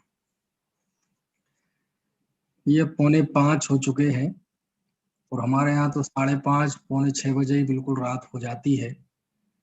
तो इस समय तो आत्म शांति का उपाय सबसे बड़ा यही है कि हम गोष्ठी जल्दी जल्दी पूरी करें और भोजन ग्रहण करें। इतनी अच्छी सैद्धांतिक चर्चाएं हुई हैं आत्म शांति के लिए कि सच में यदि ये चर्चाएं सुन रहे होंगे तो सर्वार सिद्धि के अहमेंद्रों को भी ईर्ष्या हो रही होगी। ईर्ष्या, जलन। लेकिन आत्म शांति का उपाय है ये, क्योंकि आत्म शांति का सीधा उपाय ना तो चर्चा है, ना वार्ता है, ना पठन है, ना पाठन है। ये सब तो उसके एक जरिया है, साधन है। दुख क्या है? जितना हमारा अटैचमेंट है दूसरे से, बस इतना दुख है। और आत्म शांति का उपाय क्या है? बस अटैचमेंट टूटना। और ये अटैचमेंट टूटना, ये तो नास्ति से कथन है, अस्थि से होगा स्वयं से अटैचमेंट। उसके लिए साधन है। और आज के दौर में सबसे ज्यादा कोई दुखी है हर जीव, तो केवल इस वजह से है कि दुनिया में बहुत दुख है और दुनिया को सुखी होना चाहिए। और दुनिया को सुखी, विश्व को शांति को स्थापित करेगा तो मैं करूंगा। मुझे तो लगता है इस समय सबसे ज्यादा दुख का कारण है तो बस यही विकल्प है। देखो, हर व्यक्ति कुछ ना कुछ करना चाहता है, हर व्यक्ति दूसरे को बदलना चाहता है, बदलाव लाना चाहता है। कुंद देव के पास जब मैं गया तो कुंद देव कहते हैं, अड़ाणा जीवा अड़ाणा कम्मा अड़ाड़ा विहम हवे लद्धी तम्हा वयण विवादम सग पर समय ही बज्जेचु। नाना जीव हैं, नाना उनके कर्म हैं, नाना उनकी लब्धियां हैं। इसलिए स्व समय के साथ और पर समय के साथ किसी के साथ वचन विवाद मत कीजिए। देखो, जब अजितनाथ भगवान के काल में 170 तीर्थंकर थे एक साथ, तब भी 608 जीव ही मोक्ष जाते थे। और आज कम से कम 20 है, तब भी 608 जीव ही मोक्ष जाते हैं। इससे क्या मतलब निकला? ये तो अच्छा है कि विषय आत्म शांति है। यदि विश्व शांति होता तो मेरे ये अलग संवाद होते। यदि ये एकेडमिक मंच होता, विश्वविद्यालय, तो मैं अलग तरह की बातें करता। लेकिन यहाँ तो सब आत्मार्थी बैठे हैं, इसलिए उनके लिए ही तो कर सकता हूँ कि आज मानो, कल मानो, अनंत काल बाद मानो, विश्व में कभी शांति नहीं हो सकती। उत्सर्पणी और अवसर्पणी के काल क्रम के अनुसार ये सारी चीजें होती हैं। कभी ऐसा समय नहीं आएगा कि विश्व में शांति हो जाएगी, क्योंकि वो शांति किसी के हाथ में है नहीं। लेकिन केवल आत्म शांति आपके हाथ में है। और आत्म शांति के लिए आज बहुत सारी बातें चली अकर्तृत्व की, और ये बिल्कुल सच है। एक कर्तृत्व का विकल्प आता है और वह एक कर्तृत्व का विकल्प हमारी हंसती खेलती जिंदगी में आग लगा देता है। देखो, चाहे अकर्तावाद की तरफ से कहें, चाहे स्यादवाद अनेकांतवाद की तरफ से कहें, कई एंगल हैं, लेकिन अंततः उन सबका सार यही है कि ज्यों-ज्यों हम अपने से जुड़ते जाएंगे त्यों शांत हो जाएंगे। और दूसरा कोई शांति का ना मार्ग है, शांति का ना कोई दूसरा शॉर्टकट है, ना शांति का कोई जादुई मंत्र है। तीनों काल, तीनों लोक में एक ही मंत्र है, अपने से जितना जितना जुड़ते जाएंगे उतनी शांति होती जाएगी। और यही मार्ग है। अब समय नहीं है, वो तो चर्चा का मन तो मैंने इतने सुन के 50-55 बिंदु लिख रखे हैं, लेकिन हमें शाम का ही भोजन करना है, सुबह का बाद में करना है। इसलिए अभी की बात समाप्त करते हैं। गोष्ठी में बड़ा आनंद आया। जय जय। बहुत बहुत धन्यवाद आदरणीय मनीष जी भाई साहब को, जिन्होंने अत्यंत कम शब्दों में अपनी बात यहाँ पर रखी। और अब मैं वक्तव्य के लिए चलूंगा। आज के हमारे अतिथि के क्रम में सबसे पहले मैं अगम जी अगर उपस्थित हैं तो उनसे निवेदन करूंगा कि वो कुछ ही शब्दों में यह बताएं कि आपको इस गोष्ठी में कैसा लगा। अगर अगम जी उपस्थित हो। हाँ जी। आप सभी को जय जिनेंद्र। बहुत ही अच्छी गोष्ठी थी, और जैसा कि अभी आदरणीय मनीष जी ने बताया कि हम सभी को शाम का ही भोजन करना है, तो मैं बस इतना ही कहना चाहूँगा कि बहुत अच्छा हम सभी का कार्यक्रम रहा। हम सभी इस प्रकार से जुड़े रहें। विद्वानों का बहुत अच्छा अकर्तावाद के संबंध में, आत्म शांति के संबंध में बहुत अच्छा व्याख्यान रहा। उसके लिए सभी विद्वानों को धन्यवाद। जय जिनेंद्र। बहुत बहुत धन्यवाद। और क्रम में मैं गायक जी बेंगलोर से निवेदन करूंगा कि वो भी अपने वक्तव्य के माध्यम से हमें लाभान्वित करें।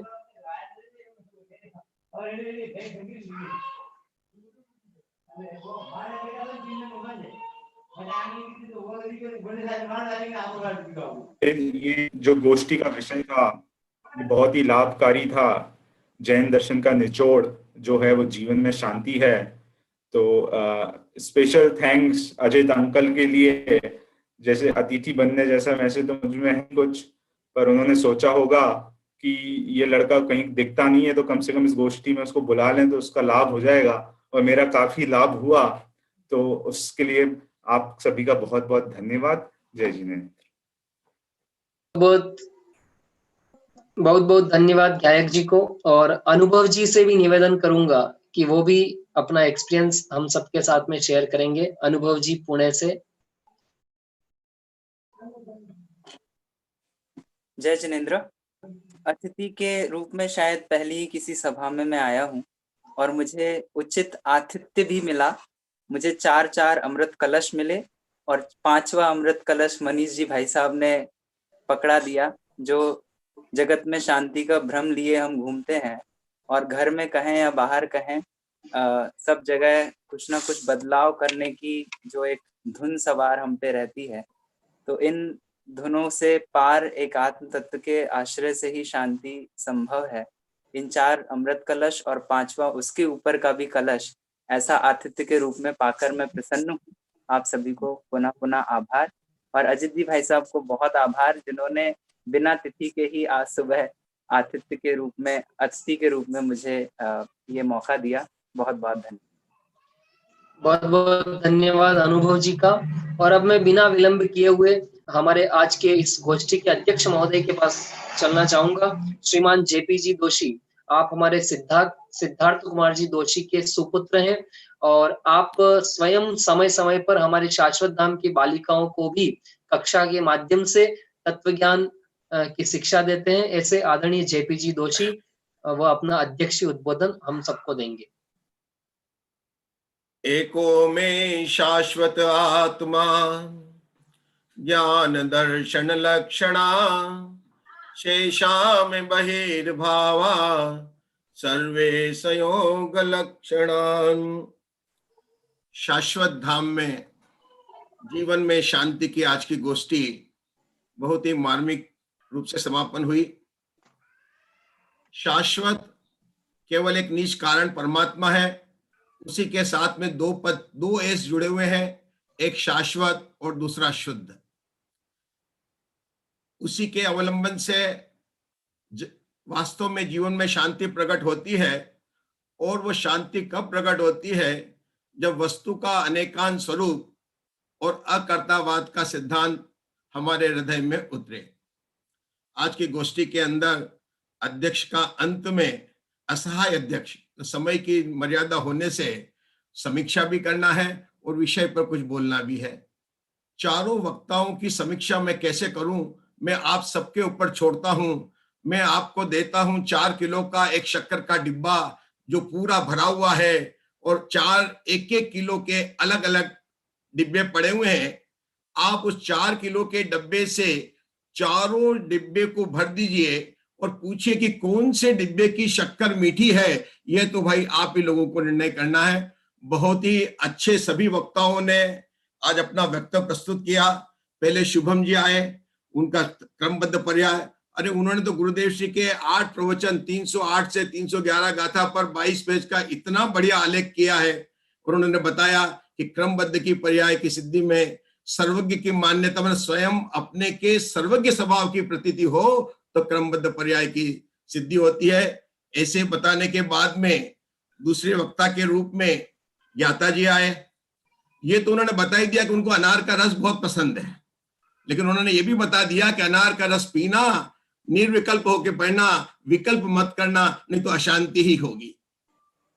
तीसरे वक्ता के रूप में अनुभव जी करेली, उनका तो कहना ही क्या है। उन्होंने ये तो जरूर दिखाया कि चलती ट्रेन को रफ्ता दिखाया, लेकिन भैया शाश्वत राम की सभी बालिका को अपने को चलती ट्रेन रोकना नहीं है, सिर्फ देखना ही है। उन्होंने तो द्रव्य संग्रह की जो गाथा है कि निकम्मा 8 गुणा, उन्होंने तो सिद्ध भगवान को भी करता, क्योंकि आत्महित उन्होंने किया है तो उनको भी उन्होंने करता सिद्ध किया। और अंत के अंदर जो हमारे चौथे वक्ता के रूप में उन्होंने तो वास्तव में अनेकांत और स्यादवाद, ओहो, छोटे दादा का उदाहरण देकर मामा अमामा है, पुत्रा पुत्र है, ही और भी सबका बताया। वास्तव में देखा जाए तो अनेकांत वस्तु का स्वरूप का निर्णय हो, जो कहते हैं ना 4 युगल से, जो वस्तु तत् है वही अतत् है, जो एक है वही अनेक है, जो सत्य है वही असत्य है, जो नित्य है अनित्य। ये परस्पर विरुद्ध लगने वाले युगल से वस्तु गुथी हुई है। किसी को बालक को पूछें कि जो वस्तु नित्य है वह अनित्य कैसे हो सकती है, जो एक है वह अनेक कैसे हो सकती है, तो मैं उनको बताता हूं कि जिस प्रकार ये जो युगल धर्म है, 4 युगल धर्म, ये कैसे हैं, लगते तो हैं नारायण और प्रतिनारायण की तरह से, लेकिन रहते हैं बलभद्र और वासुदेव की तरह से, साथ में वस्तु के अंदर अविरुद्ध रूप से रहते हैं। आज की चर्चा बहुत ही अच्छी थी। सिर्फ मैं समापन करता हूं समय के साथ में 2 मिनट के अंदर आज की वस्तु के चार्ट दिखाऊंगा कि क्या वस्तु का विषय था। मैं कुछ बोलूंगा नहीं, सिर्फ आपको देखना है। स्यादवाद और अनेकांत का प्रसिद्ध उदाहरण था। उसके बाद में 4 जो है युगल धर्म है, वे किस प्रकार से अविरुद्ध को सिद्ध करते हैं। अनेकांत, स्यादवाद, सप्तभंग हमारे जैन धर्म का प्राण है। देखिए जो क्रमबद्ध का पर्याय का है, ये 4 जगह पर आता है। भावादि 4 शक्तियां, प्रवचन सार के 99 से 102 गाथाएं, समय सार के 308 से 311 गाथाएं और कार्तिक प्रेक्षा से 321 से 323। बहुत ही प्रिय विषय है। यह है गुरुदेव श्री का कि उन्होंने किस तरह से क्रमबद्ध पर्याय की सिद्धि की। ये जो लाल रंग का जो आपको ट्रायंगल दिखाई दे रहा है, आचार्य अमृतचंद्र देव ने क्रमबद्ध पर्याय के सिद्धांत को बनाकर अकर्ता स्वभाव सिद्ध किया, लेकिन गुरुदेव श्री ने राइट एंगल बनाया कि क्रमबद्ध पर्याय का सिद्धांत सर्वज्ञता की प्रतीति में खड़ा है, और सर्वज्ञता की प्रतीति उसी को होती है जिसको अपने सर्वज्ञ स्वभाव का निर्णय हो। वही वास्तव में अकर्तावाद अपने सिद्ध करके अपना आत्म कल्याण कर सकता है। आज की इस गोष्ठी में जो विषय थे वे वास्तव में जीवन में शांति प्रकट करने योग्य है, वही वास्तव में है। हम सब उनको समझकर, मन में समझकर अपना आत्म कल्याण करें। इसी की भावना से मैं विराम लेता हूँ। बहुत बहुत धन्यवाद हमारे आदरणीय अध्यक्ष महोदय को। मैं गोष्ठी के प्रारंभ में एक बात बोलना चाहता था कि इस गोष्ठी में जैसे कि वक्ता, अतिथि, विशेषज्ञ, विद्वान सभी युवा थे, लेकिन आदरणीय अजीत जी भाई साहब ने जिनको अध्यक्ष बनाया वो मुझे युवा नहीं दिखे, इसलिए मैंने ये नहीं बोला कि ये गोष्ठी युवामयी है। लेकिन जब अध्यक्ष महोदय का उद्बोधन सुना और उनकी जैसी तैयारी देखी और प्रेजेंटेशन देखा, तो अब गोष्ठी के अंत में मैं ये पूरा दावे के साथ कह सकता हूँ कि ये पूरी की पूरी गोष्ठी युवामयी रही, जिसका सभी लोगों ने लाभ लिया। अतः अध्यक्ष महोदय की आज्ञा से आज की गोष्ठी की यहीं पर मैं समाप्ति की घोषणा करता हूँ। और आगे के कार्यक्रम आप सभी को पता ही है, 6:30 से 7 बजे तक जिनेंद्र भक्ति है। हाँ, हमारे बीच में शाश्वत खुशबू जैन उपस्थित हो चुकी है, वो आगे के कार्यक्रम के बारे में जानकारी देगी।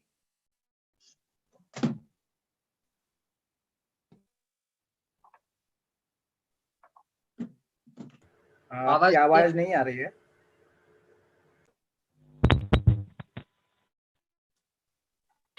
बहुत बहुत धन्यवाद सभी युवा विद्वानों को जिन्होंने जैन दर्शन के ऐसे अपूर्व सिद्धांतों पर अपना अपूर्व व्याख्यान दिया।